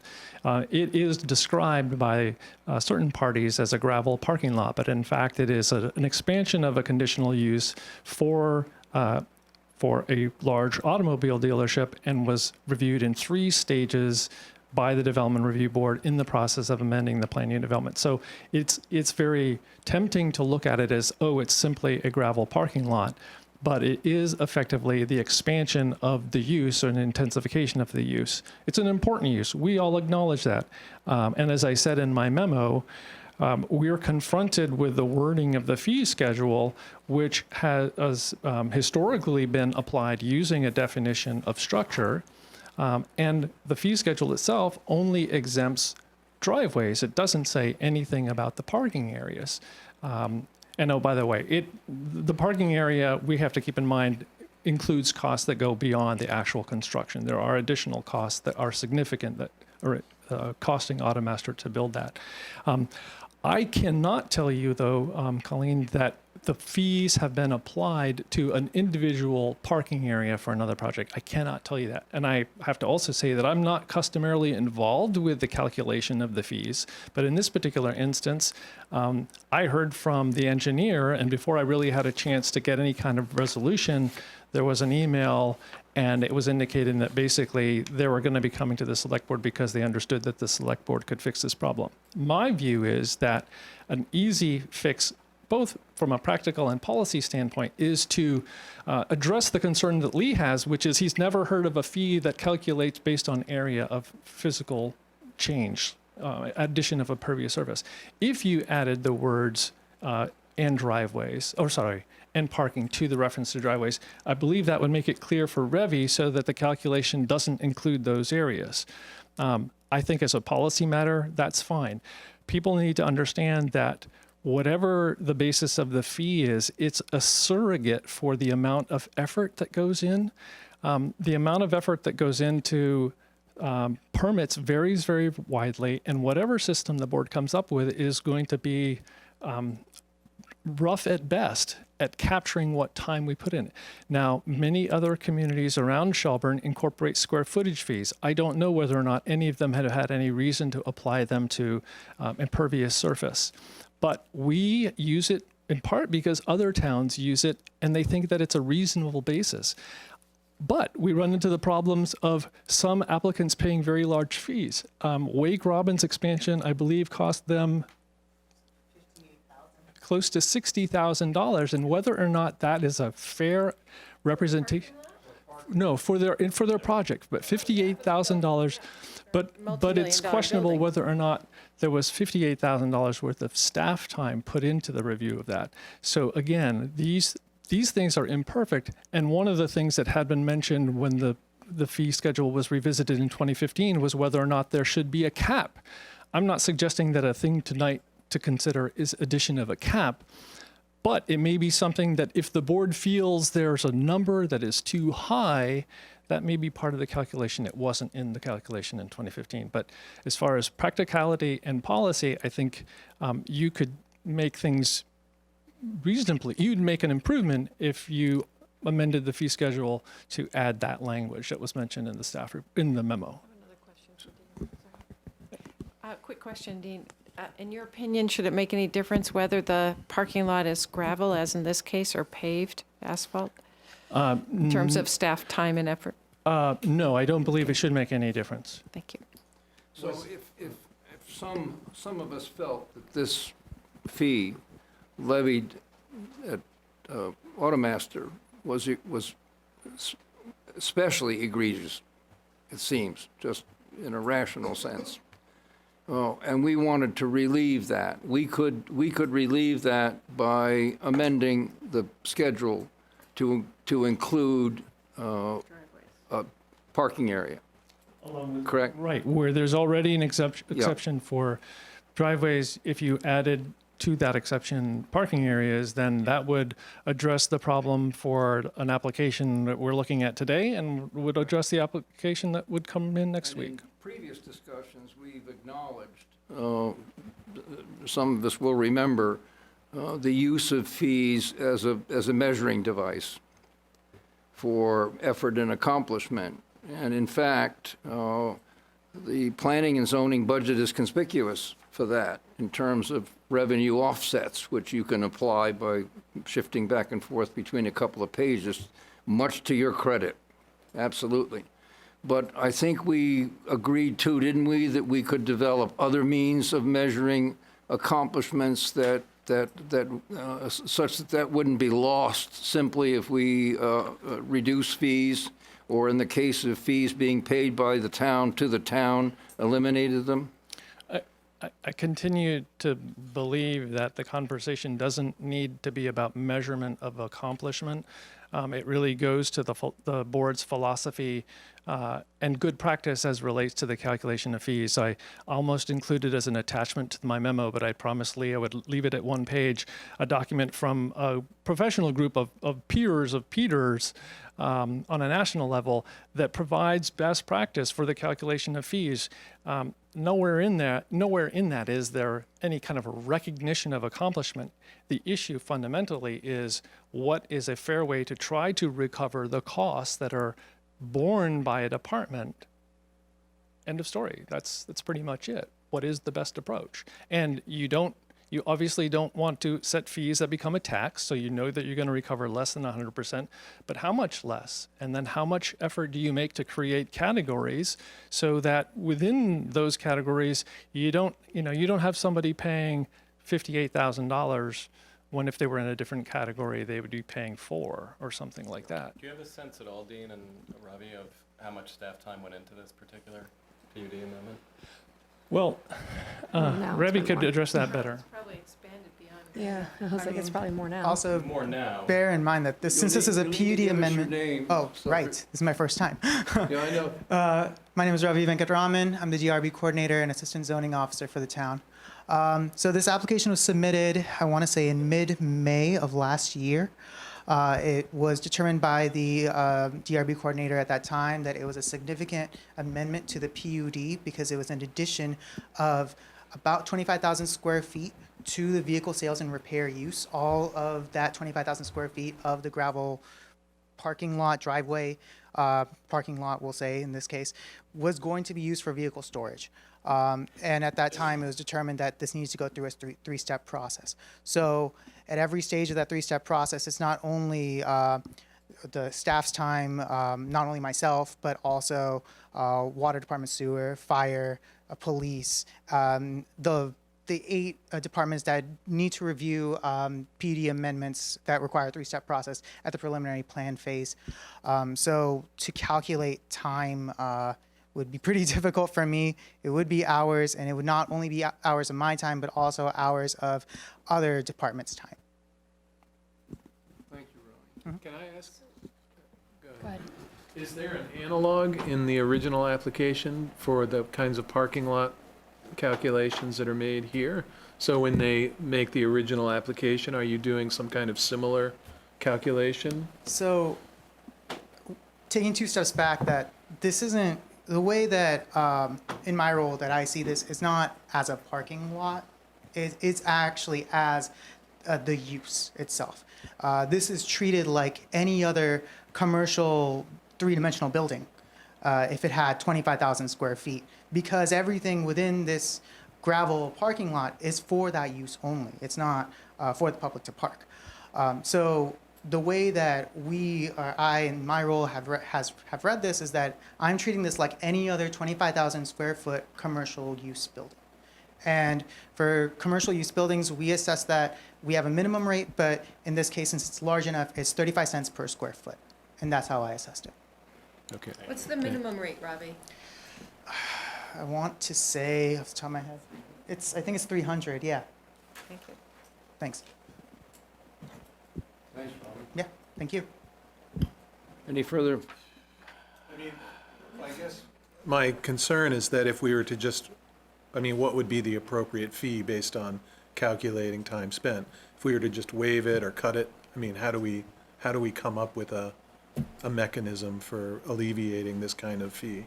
So that's what I'm wondering aloud about, I guess.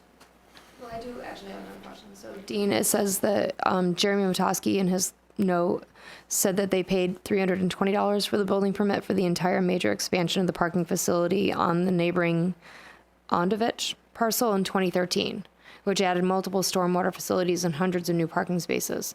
So how is it that in 2013 it was $320 and now? Because it changed in 2015. Well, it's a change in whether it was Schedule in 15. a change in whether it was seen as a site plan review or a PUD amendment, or in this case, as Ravi explained, assessed on a per square foot But basis. didn't they, on May 26, 2015, the Select Board adopted a whole new fee schedule.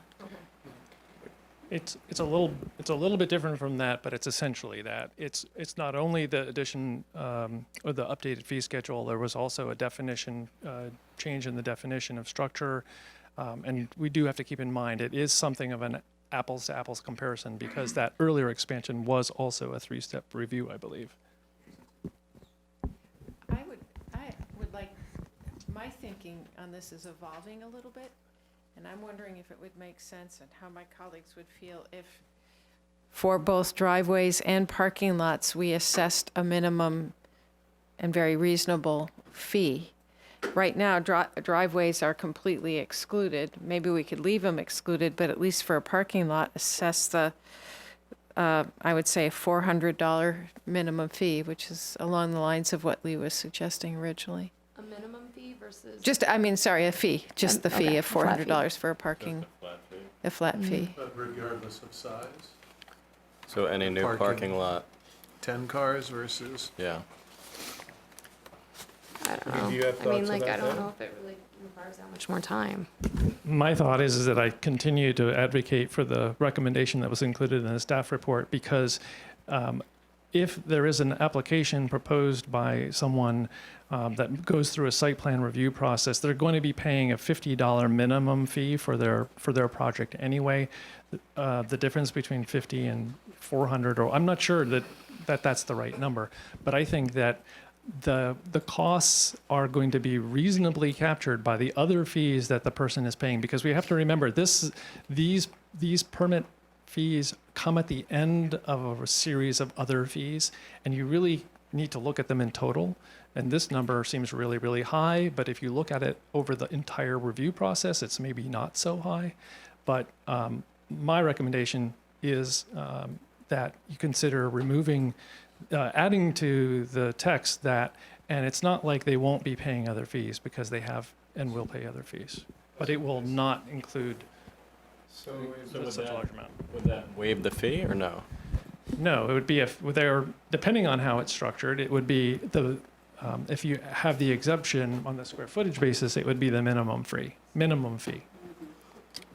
Which is For the commercial use, it's going to be $300, I think. 500. Or if it's a PUD, Oh, addition. 400 or 500 anyway. Well, those PUD fees are applied when the Because I've application got is before 500 or 50. is going before the DRB, not at the time that the wait, zoning wait. permit is. Oh, no. Oh, conditional use and Amendment site plan review. to existing PRD, 400. But those fees have already been paid. Those fees are not the issue. The fees that are at the issue are the fees that are at the top of the first page. My view is it's almost 9 o'clock. This seems disproportionate to me.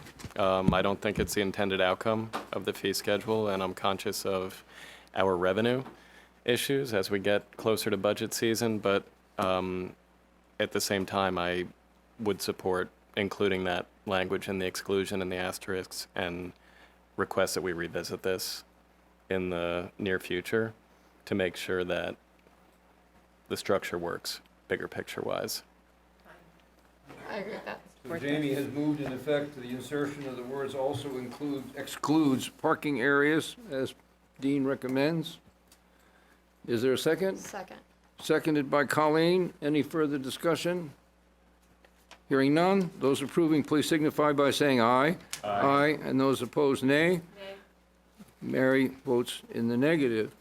Do we want to entertain an emotion regarding the town charging itself fees at this point, or do you want to? I do want to talk about that, but I don't really want to talk about it tonight. All right, we'll pen that. Agree? Yep. Yes. Okay. Thank you. Thank you, Dean. Thanks. Thank you much. Thank you, Robbie. No. The next item is beaver control practices, issues, review of stow policy. And we do have some guests, beginning with Sharon and Skip Lyle, who's been kind enough to join us here on site. Paul is in attendance as well. I'll make a few introductory comments. For those of us who've been to the site, there appear to be two kinds of problems at the moment. One of which is specific to the site, and in my personal view, regards what I think is a very hazardous piece of business for any town staff to be engaged in. It's a steep, unforgiving, unsettling large pile, which for a town staff person to be down addressing it in any serious way seems to me be really hazardous. Secondly, in the case of beaver control at Webster Pond, we're advised by those who have expert knowledge that we can expect recolonization at some point in the nearer future. And thirdly, we have in the town of Shelburne other potential situations and circumstances of beaver control. Those three things seem to me to create some urgency about making a decision about what to do next at Webster Road. It had been historic town practice, and without any other guidance, no one should be fault-finding about that practice or its exercise to trap. And in the longer term, that was a viable, although maybe not entirely appreciated, technique. In more recent years, that's simply not doable. In some cases, it's arguably illegal. And given the current situation, a trapped beaver cannot be transported and is doomed to a death. There is no other alternative. We've discontinued for the moment the historic town practice in favor of considering an alternative. There are alternatives which have to do with devices which, quote unquote, trick beaver into thinking their damming is done for them and relieves the rest of us from having to deal with the dam. There's a longer-term issue, a broad issue of human-wildlife interaction in Shelburne, which tonight we'll just introduce in the very briefest of terms. It's a discussion that deserves much more of its own time and would range over a variety of species and a variety of circumstances. But to repeat, it appears we have a situation to address in one specific location. We have a willing and accomplished town staff who are awaiting some direction as to how it should be addressed.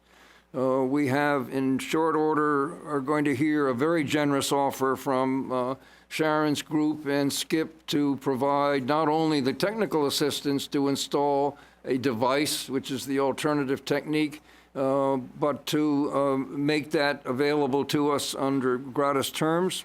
Our side of the transaction would be to act as a sponsor of a demonstration, in effect a pilot. We'd monitor it pretty carefully. If it didn't work, it didn't work. It was an effort and try that we made. We would certainly be willing to engage in what public education we could to promote the idea of this particular technique. Skip Lyle, who's with us, is an expert in it, and as it happens, is willing to remain tomorrow should the board decide to take advantage of his offer to actually install the device. So to repeat, the town has had a practice which is very common throughout Vermont for reasons of, you may be interested to learn the fact that there is in Vermont now not enough beaver habitat to relocate them to. Is a very serious problem. There's simply no room for them. And therefore, the agencies that govern this matter, who insist on permits for transported beaver, are no longer issuing permits, and that leaves you with an absolute conundrum that only results in destruction. So that's sort of the background. I'm not sure Mike has. No, you've captured it well, thanks. Would you, I think our opportunity is possibly to listen to Skip, if you're interested to hear what he would propose. We were on the site late this afternoon, and Where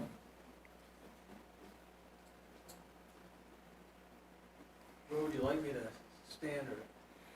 no, you can sit. Yeah? But you need to take the mic. You can sit, you can take the mic. Okay, okay. So our There you home go. Okay, audience can hear great. you. Been a long That's day. compromise. It has been, yeah. Yeah, well, is that working, by the way? Okay. Yes, I'm Skip Lyle, and I'm president of a company called Beaver Deceivers International from Grafton, Vermont. And I've been specializing in solving beaver-human conflicts non-lethally since 1995. And I did go to that site, and in a way, it's better than it could be, because typically these conflicts are clogged culverts. And so the culvert's not a problem. The dam is out in front of the culvert. So what I would do is put what I generically call a pipe system or a beaver deceiver through the dam to control basically control the growth, the vertical growth of the beaver dam. And beaver deceivers is a term I coined in the 1990s, and I'm the only person in the world who builds true beaver deceivers, even though it's a very popular term and everybody uses it for all types of flow devices, which is the general term I use for these things. So yeah, the goal is to move enough of the water through the pipe system, sneaking it away from the beavers, enough of the year to control the vertical growth of the dam. So the dam is actually part of the system. You have to work with the beavers. And so in addition, I would probably build a fence across to put the pipe through so the beavers can't go around and ever dam inside the culvert, which is the last thing we would want. And on that point, if you do want me to do the work, if you do approve it, I wanted to ask if you guys want those huge piles of brush on either side to be removed, where people have been, I guess the town employees have been taking the beaver dam down and piling it on either side. Because if you do, and if you're capable, have the ability to do that, or the machinery to do it, then I would need that removed before I did my work. Because once I've done my work, it'll be more difficult. Paul, you want to respond to that question?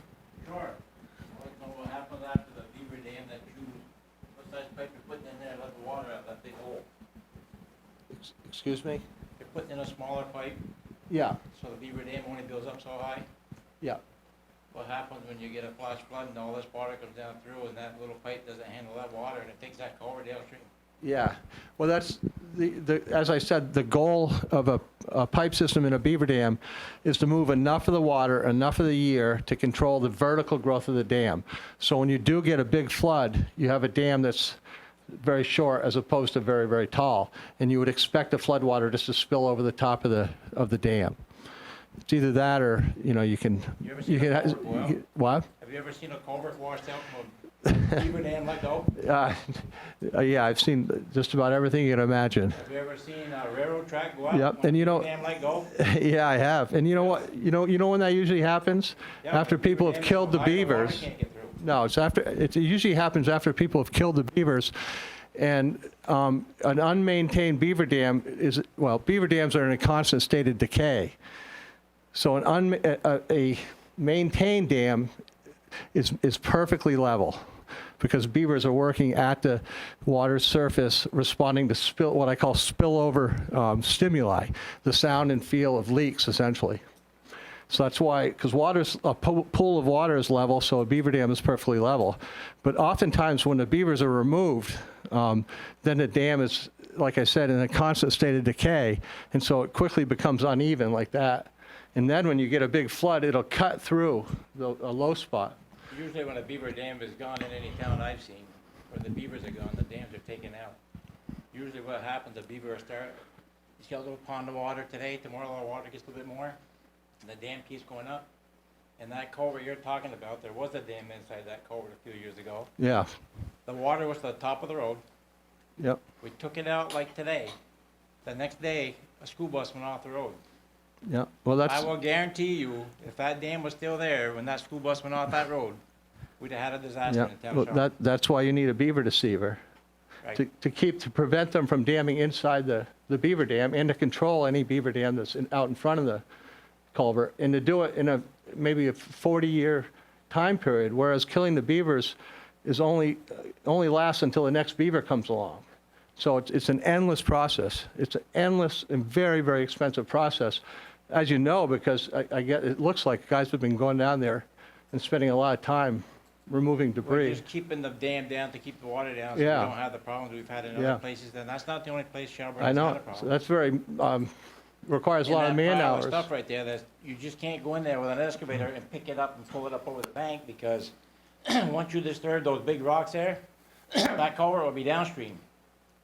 And if Oh, that beaver yes. dam lets go and that culvert goes down, don't forget, there's 3, 4 more downstream. That water doesn't stop at the one point. It's gonna take out everything downstream from there down to Long Meadow, Route 7, and Bay Road. Yeah. So when we take out, Yeah. Just so the goal is so that it keeps the water low, and Yeah. so the beavers don't build the dam higher. Right. That's the idea. So Yeah. what he's accomplishing by knocking down the dam, you're just preventing it from ever getting built up. Yeah, so Right. it has the same effect, but it's there, it's a permanent Right. leak in the dam, essentially. How much time and effort does it take to maintain the beaver deceiver? Very little. I mean, every site's different, but I build these things to the highest possible degree of quality, trying to eliminate that kind of maintenance. So, like over 10 years, we would have to go back through and do what to it? Yeah, it's hard to say, but I can only say very little, very little, especially compared to what you're having to do now. Have you ever had them fail? Yes, a long time ago. I mean, my products have been improving constantly for decades, and so the modern ones fail very rarely. And if it were to fail, what would be the most common reason The most common reason? for a failure in the last 5 years? Probably I didn't build it big enough. I mean, Okay. The bigger, you use a big pipe, that helps, and then I put what I call a filter on the end of it. And that's where the deception is happening, in that pipe system. And it has to be a very big, very sophisticated filter. Is there a To guarantee? filter water in and beavers out. Okay, is there a guarantee, like if we have a failure in the first 2 years, then you do something? Yeah, sure. All right. Yeah, sure. For you guys, I would be. Yeah. So this started, Paul, with we greatly appreciate your input. I mean, but there was a gentleman sitting behind me. Yeah. Charlie, if you want to speak up. He's been through as many as I have or more. Yeah.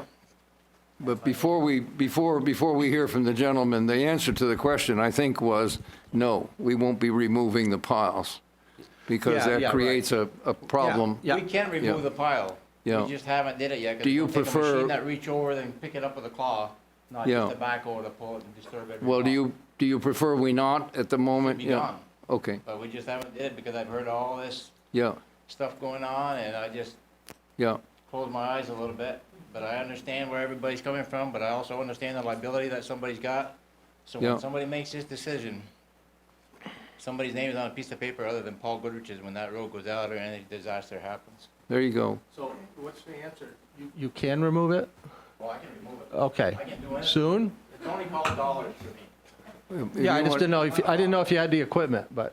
No, I don't have the equipment, but I can have it within a couple of days, guaranteed. Okay. Well, So that- for tomorrow, it's not going to be removed. Right, right. All right. It seems like it would be better off to have it removed before You could not do your work unless it was. I can do it, yeah, but, but then I would assume the town would come along afterwards and remove those piles. Carefully. Carefully. Yeah, it would be better to do that first. Okay, is that agreeable? Yeah. I mean, does that make, Move the pile first. Yeah. Yeah, I'm not gonna move that pile with it.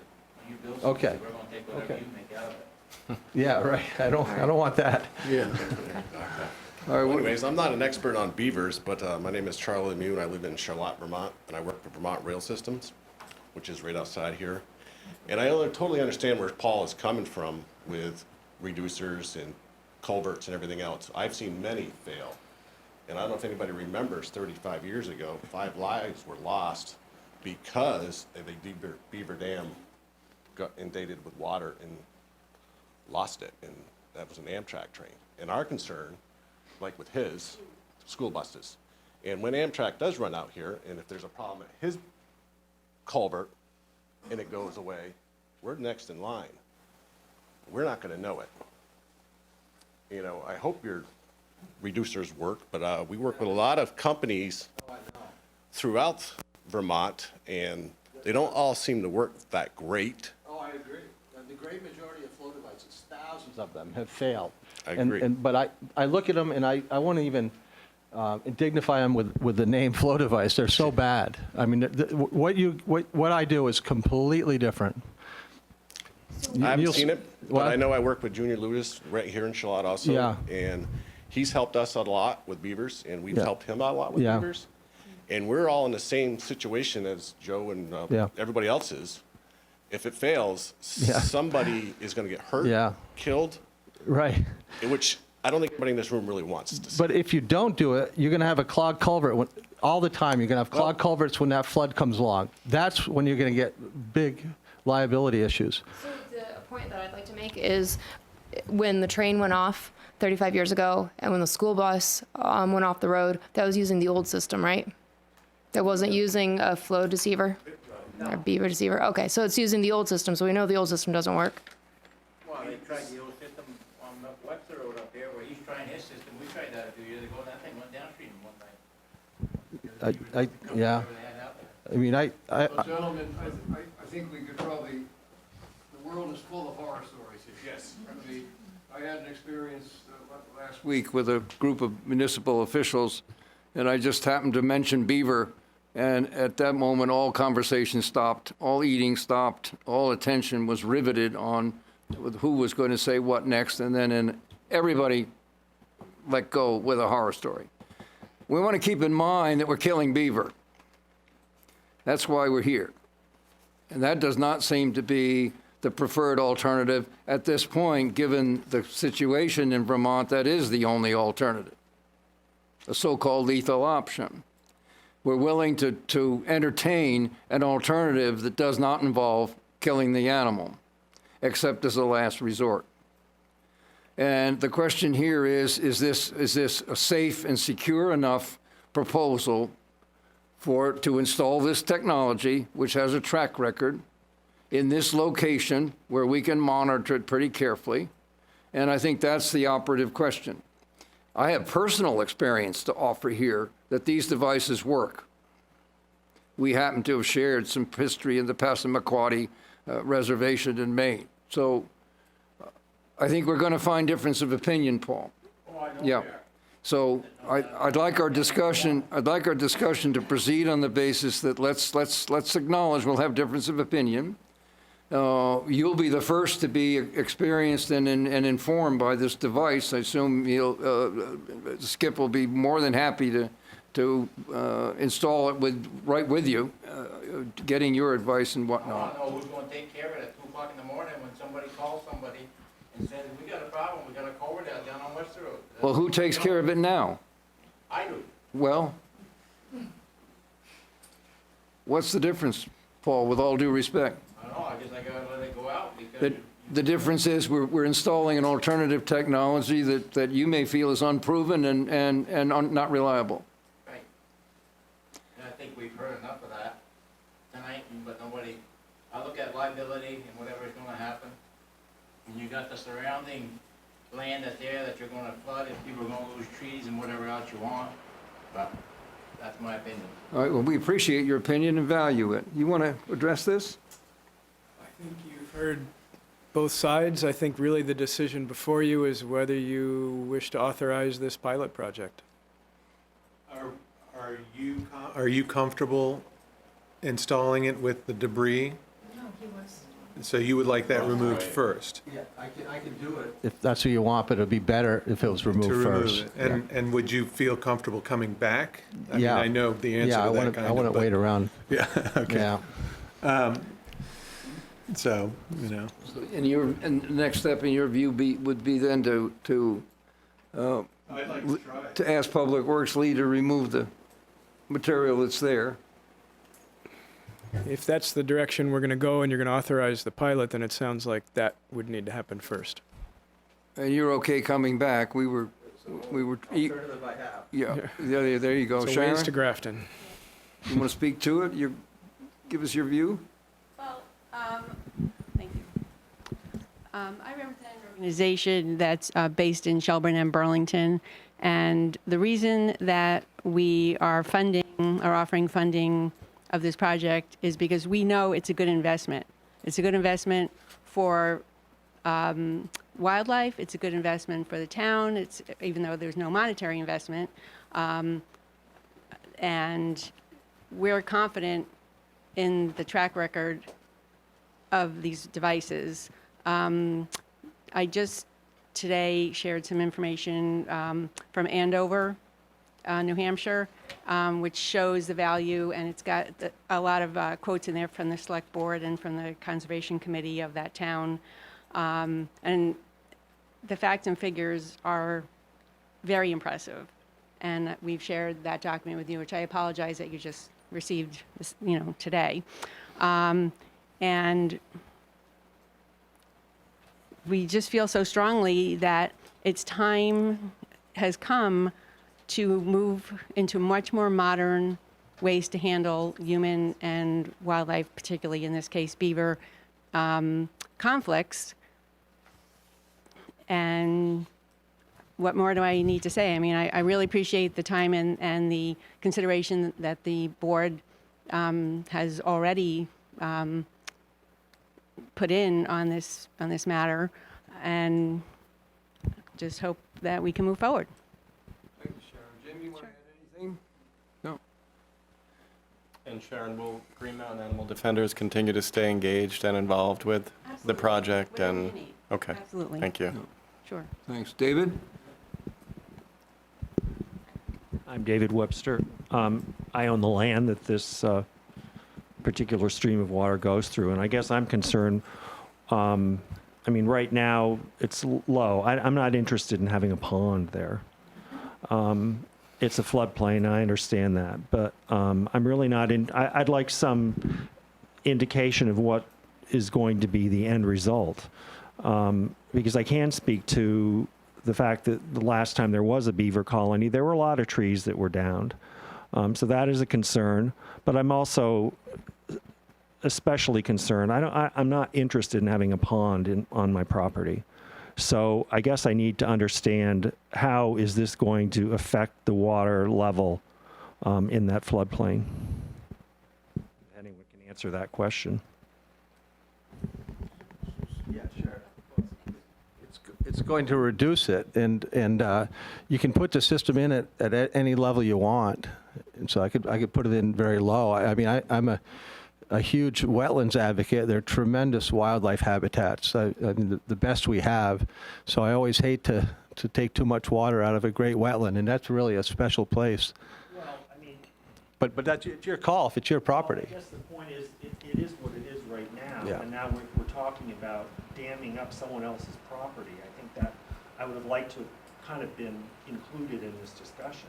I mean, I think that's a major consideration that, granted the dam itself is in the right of way, but what this is going to do is to affect land that is owned privately. And so, I mean, it's nice to have a seat at the table here. I mean, I don't have a problem with the level that is right now, but if we're talking about raising that level. I understand that it's a seasonal, there is water there, but right now, there isn't standing water. It's just the stream going through. I'm not interested in creating something different than what's been there historically for all of my life. So if that's what I'm being asked to accept, that I don't accept. Well, I think you make a good point, David, but we have the unique responsibility of beaver control, given not only the right-of-way, but the travel way at risk, the road at risk, which we don't share with you. We should have, you're absolutely made a very good point. We should have shared some of these ideas with you before tonight, and for that I apologize to you directly. Because there are impacts on the remaining land. But I think all along it's simply been understood that those impacts are minor and beneficial in the sense that they're not going to jerk water levels up dramatically in either direction. Well, we can certainly sit and make assurances to you on that. I think to a fault, we assume that because we're uniquely responsible for dam removal and beaver control, that we could entertain the idea of an alternative beaver control measure, and we failed to clue you in and get your input. So again, I apologize to you. There'll be time if the board decides to proceed between now and when Skip returns to get you fully up to speed. Well, Yeah. I think what I've said, I've made clear that, it's kind of status quo is what I'm looking for.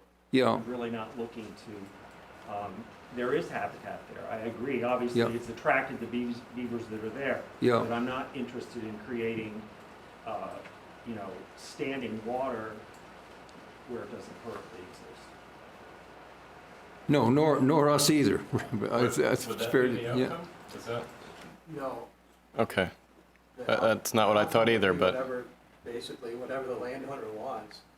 And so I could put an 18-inch diameter hole right on the bottom of the stream through that beaver dam, and you'll have a whole lot less water. So maybe we could do this. I wonder if, given David's concerns and our, I guess, miss on communicating with the adjoining property owners here, I wonder if maybe you could share some designs, or he hasn't had an opportunity to really look at what we're doing. Show some photos. I don't know if you have anything that might help give him some comfort and understanding of what we're trying to do, and at least I have lots of photos. Yeah, I'd be glad to. I think a little bit more communication on this might be. But a very, very large might go pipe. a long way. A very large pipe set very low, where there's always just been a beaver dam, in the past. So it'll essentially guarantee that it'll be a lot lower. Well, I'm not even looking. Yeah. What I don't want is to create a pond where it doesn't currently exist. Yeah. Yeah. Well, that's good feedback. It's always good to know what people Would it be want. acceptable, David, if the board decides to proceed with this, there's going to be a lapse, there's going to be a period of time. Yeah, I'd like some. Would it be acceptable that we use that time to sit with you and make sure you're okay with it before Skip comes back? Would that be agreeable?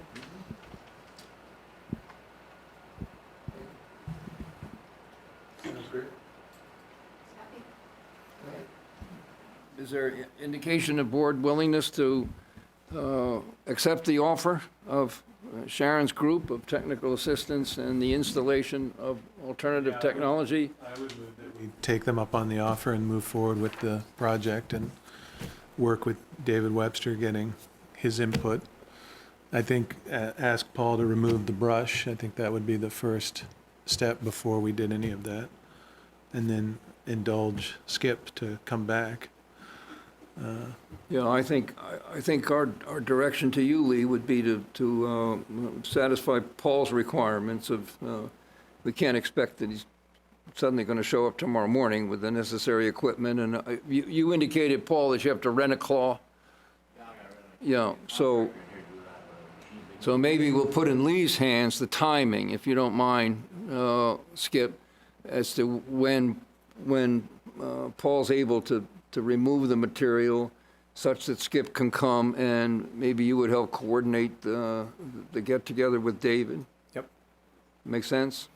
Paul keeps in very close touch with me on all of his projects, which is Okay. much appreciated. I just would like to make sure that if there are concerns expressed by any landowners, that it's brought back to us for consideration, and that it's not just a green light to move forward without coming back to us. That's all. Yeah, that's a no question I think there about just it. needs to be a check before we Yeah. approve and authorize the work. Okay. But does that mean by the next meeting? Is that what I you're think suggesting? once the information has been shared and communicated to the landowners, then if there are any, I think Could that once just be David's let disseminated us to know us? that he's okay, I don't think we'd have to wait till I a think meeting. I- They could be disseminated to us in an Yeah. email, and if there's not like any outstanding problems. I mean, like, I don't think this requires. Is that good with David?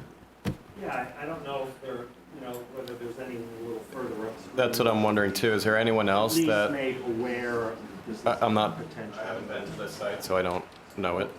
It always begs the question, how far afield? You know, I just don't think there's any downside in a little bit more outreach on this before we, that's my personal opinion, so the board Would you extend? can move Would forward. you extend this to all property owners of the wetland? Well, I don't know who owns the house at the end of Old Stage, but there is a house that is down. Is that over Lisa's? the- I don't know who owns it. Is that Lisa Veers? I wouldn't know. So I would think that person should at least have some idea what's going on. All right, so would, in that sense, we would be sure we have covered the periphery with whatever property owner, whatever number of properties constituted the periphery of the wetland. That's my only. Yeah, and make them, notify them at the same time that we're sitting with David. And it would sound like, it's hard to say, a week, Sharon, I don't know what would make the most sense here in terms of timing. Paul has to schedule this, and Right, I think that would be more up to Paul and to see Yeah. when he can come back. And Lee can be the communications point for all of it, and we'll go from there. And then lastly, to hope you're okay with coming when we're ready. Gotta do it. Yeah. All right, Mike has moved that we take this initiative as presented and discussed. Is there a second? Second. Mary seconds. Any further discussion? Any discussion? Hearing none, those approving, please signify by saying aye. Aye. And those opposed, nay. Thank you. Thank you so much, Sharon, again. Thank you. There's a follow-on to this that we'll very briefly note, and that is, down the road, it will be, I think, important for the board to consider a more omnibus wildlife-human interaction policy, of which this would then become an incorporated part, for sure. But we don't want to mistake that just one animal makes an adequate policy. But we really greatly appreciate your effort, and yours, Jim, as well. So, thank you, Skip. Yeah. The next item is Historic Town Hall Use Policy and Historical Society Lease. This is the initial discussion. The premise here is that the town owns and operates and maintains as a town facility the town hall. The Shelburne Historical Society, which is an independent third party, is anticipating use of some of the spaces in town hall as well as some of the amenities. And given some liability concerns for a period of time now, in just very general terms, we've been discussing a lease by the Historical Society of that space in Town Hall. The idea tonight was to consider some of the issues that are involved. We have a standard lease, which would be the basis here. But there are issues obviously specific to this use and to this site. And the idea tonight was just to discuss, begin some discussion of those. I'm glad that you've come, Dorothea and David, and you're more than welcome to, Roz, how are you? We're happy you've all come. Do you want to speak to it first? Well, yeah, I thought we, Dorothea Pinar. I am currently the president of the Historical Society, and today I just want, so that everybody's on the same page, this is the drawing that has been made that we've been working from, and I put little red marks as to where we are been given spot. So, yeah. Yeah, you can pass another, probably more copies. So there, I just underlined those rooms that were there, and then the little asterisk is the door that will be able to secure our valuables, basically. Because as you can see, just a really brief history. When we were first approached. This is the new floor plan. Yes, that's Current. the most latest, latest, yes. Because there was some mechanicals change and everything. That's the latest carved out. When we were initially approached by Laura and Joe about the project, the idea was we were going to have the entire area, but when the basement and the building was not possible, there is a shared use area. As you can see, it says flex area there, and then there's the kitchen and a closet for the book sale folks. So that gives you an idea. So this is the lower level to the town. It is where the children's collection currently is located, and it used to be the clerk's office. That's why it has a vault there way back when. And actually, I say we're going home because the Historical Society actually was in the town hall in the what we call the foyer, and there was a closet there. That used to be a collection of visiting areas. So in the late 80s and early 90s, so we're actually going home. So that's the sort of the situation. We'll be doing in the office area. We'll be setting up our digital archiving, which we have a grant for, and we'll be purchasing equipment. We have the vault for the actual collection things that we want to have not touched, and we want to make sure it's preserved. The closet will be for our exhibit creation and storage, because we'll have some boards out and probably some stuff on walls, although that has to still be worked out. But we'll have changeable exhibits, and the idea is we're going to have interns help us with the scanning. And we're working up a protocol on that as part of our grant. We also received another grant to do a women's history, Shelburne women, community builders, past to present, and we're going to be coordinating with people all around the lake for the activities for the 100th anniversary of the 19th Amendment, giving women suffrage. So that's a really big thing going to happen next year. So we're really busy. But so anyway, that's the areas, and as soon as we talk about the particulars of the lease, I've already talked to Scott Boardman. We worked on a board together about some ideas of the insurance issues that we might have, and we chatted about that. So as soon as we kind of work out some of the details, Kevin Unbreth and I have been working together, talking about the space, what's going to be compatible use in the flex space with potential exhibits and that sort of thing.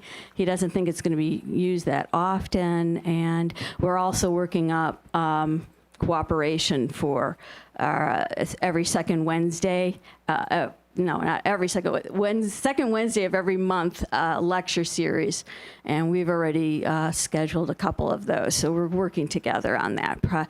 That would be usage upstairs, and we would do what we always did, get it on the calendar early for that, yeah. And you're aware we will be discussing a use policy. Right. With the trustees in that case. Exactly. Because of the unique status of the library.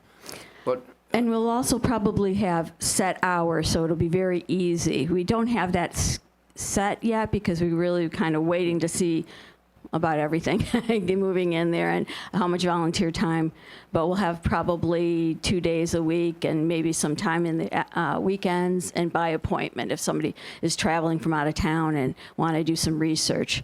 So it will stabilize once we kind of get in there and we can see and sort of, kind of figure out the time schedule for that. What's the use policy? That's for Who?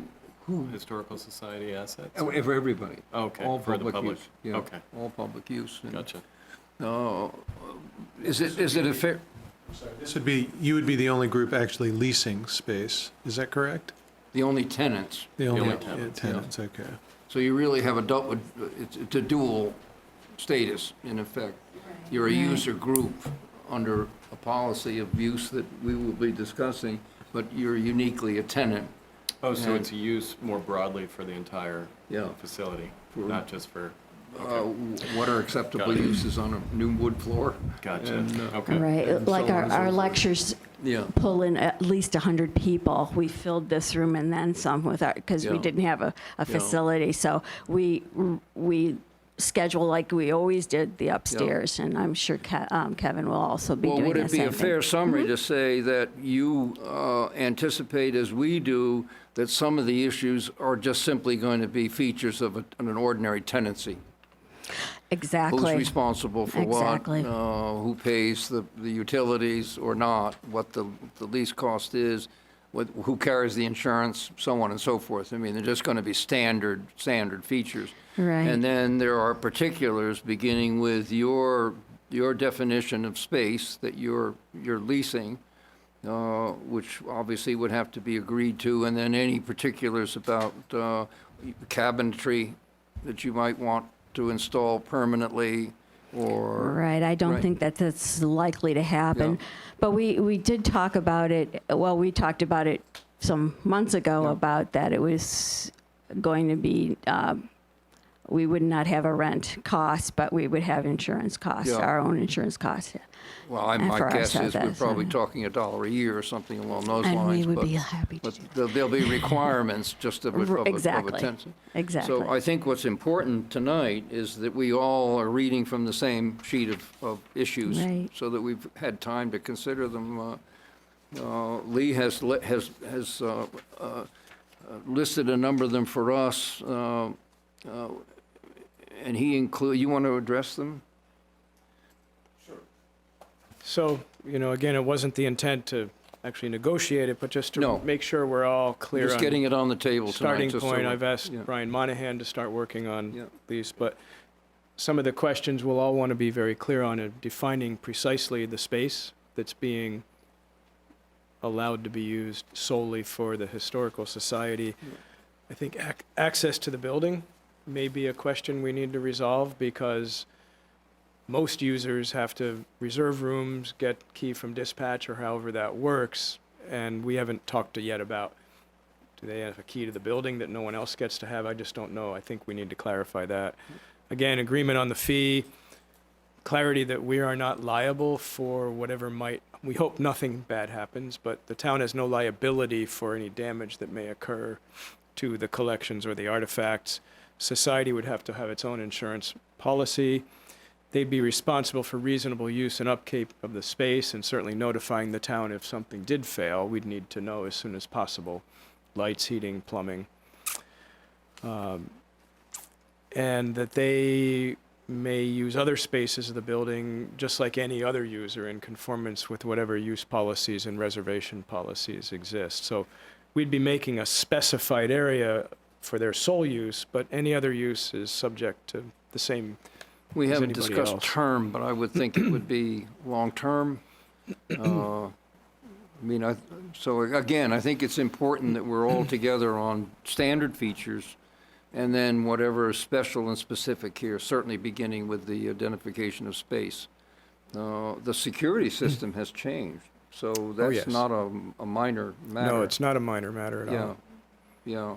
Is the Historical Society a not-for-profit or anything like that? Yes, we do have that status. I have brochures that we just came up with, and I'll pass great. it out. And a membership form, and We knew you wouldn't miss a chance to. you will never miss a beat. We knew you would miss the chance. So. Do you have any questions? Anything you think we should be thinking about, or? I think the only concern has always been that flex area, because it's all very open, just being, and I think things need to, just sort of sugar out and figure it out. The kitchen's always, that's a problem when it comes to infestation of collection. Paul Irish, who I was hoping was going to be here tonight, but he took a course, Preservation 101, from the New England Document Conservation Center. And so he went through all aspects of how to protect a collection. That was part of our grant that we've These done. are like aerobic, potential? Well, we're just, they basically went through security and fire and what happens if you have something like a flood and, insect, food and collection usually don't go together. And as I explained to Paul, this may not be the most perfect situation, but we have to keep moving ahead. Otherwise, our historical society will not be doing what we have set out as our goals. And mainly, we're not going to have a big collection because we don't have big space to house it. But there's a lot of stuff in the vault that apparently was part of the old historical society. We have to figure this all out. There's a huge amount of stuff that we have no idea what's there yet. So we're going to digitize most of the things, put it on our website. Great. Things like the genealogies that are here in the vault. This way the clerk won't have to answer those questions. It'll be digitized, and when people contact them or us, you can go and look it up yourself. And we've talked about the potential for perhaps closer working relationships between the town and society. I mean, my sense of this is that it's driven by liability concerns, insurance concerns, and perhaps on your side, it's driven by the security of a long-term assurance of space. And I think those are probably the two starting points. But it's important for us to know what potential wrinkles that we may have that you're not aware of, and vice versa, before we spend some time with the town attorney in producing a draft. So. And we're available all summer to deal with that. We'd like to put this in place before there's full use of the facility. Absolutely. Yeah. Oh, absolutely, because it'll take us a while to get the insurance, the right insurance company and the details worked out. Yeah, and I'm sure we could probably be some assistance there. Well, I imagine you could start looking into that at any time, because there's a clearly defined space, and then there's other space that's really public space that the society may wish to use, but other groups will clearly have access to as well. So I would think there's standard policies for these sorts of things. I think there's like the limited liability, and obviously for the equipment that we're purchasing, that we know. We can pretty much give a dollar figure to that. The collection's a little iffy because again, we don't know what's there. But how do you value somebody's photograph, family photographs? So I can call Scott Boardman up at any time and say, help.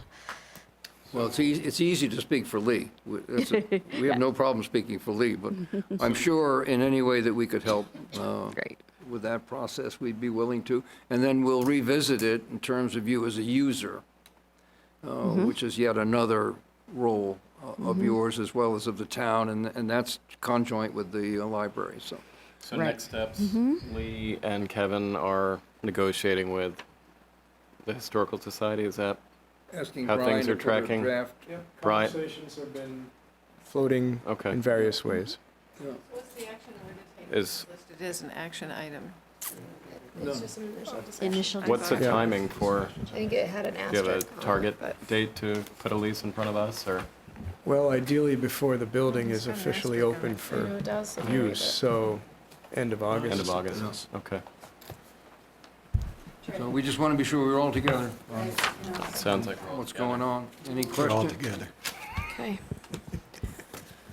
very good. Thank you. Thank you. Thank you so much, Dorothea. Thank you. Mr. Chair, with respect to the time, do you mind if we, can I move to table number 14 to the next meeting? Second.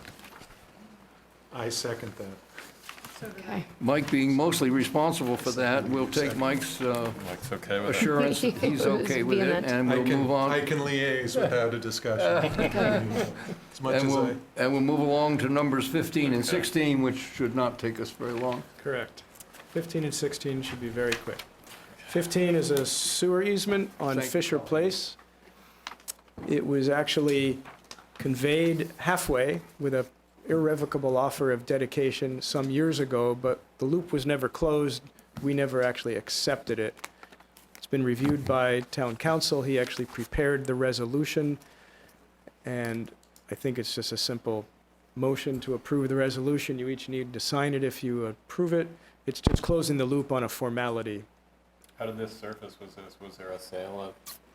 It's come about through other conversations with a landowner there, actually related to water line issues and who owns those. And then in a title search, it turned out the offer was already made on the sewer side, just never accepted. A motion to that effect? So moved. Colleen moves. Second. Jamie seconds. Any discussion? Hearing none, those approving, please signify by saying aye. Aye. And those opposed, nay. The ayes have it. So this is a document that requires each of your signatures, if you please. Meanwhile, do you want to Next one up. close in number 16? Thank you. This is a concept known as VT Alert. It's a state system that allows an easy way to notify any group of persons, small or large, in the event of an emergency, a road closure, a water line break. Towns are allowed to become authorized users of it. It simply needs a resolution of the board and a list of those presently who we feel should be allowed to use it. Town of Heinsberg, for example, used it this week. They sent out a VT alert. They had a water line break on Route 116. It's a quick and easy way to let the world know, stay out of Dodge, take alternate routes. There's a tornado coming. It's a fascinating system because you can notify people who've signed up to receive these alerts.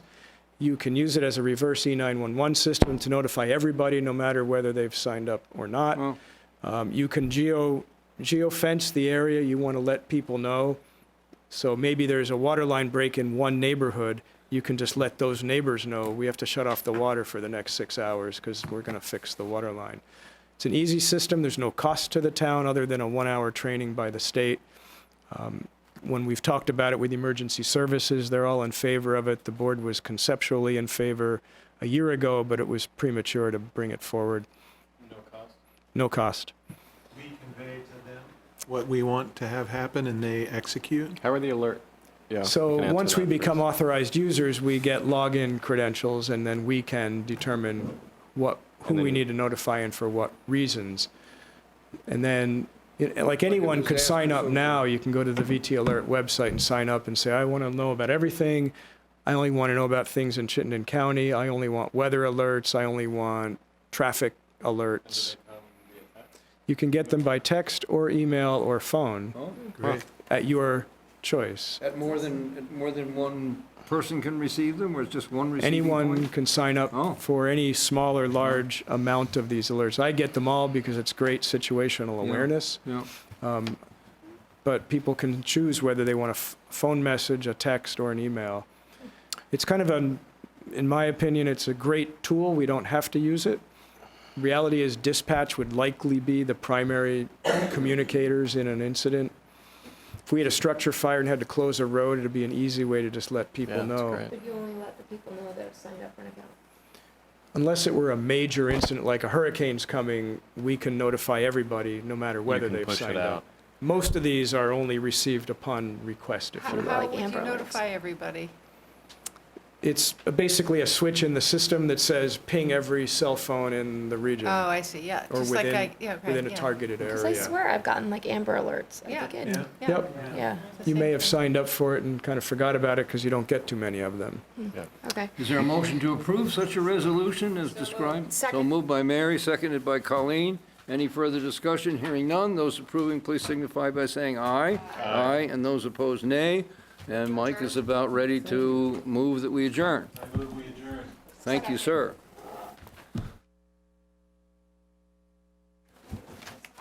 Aye.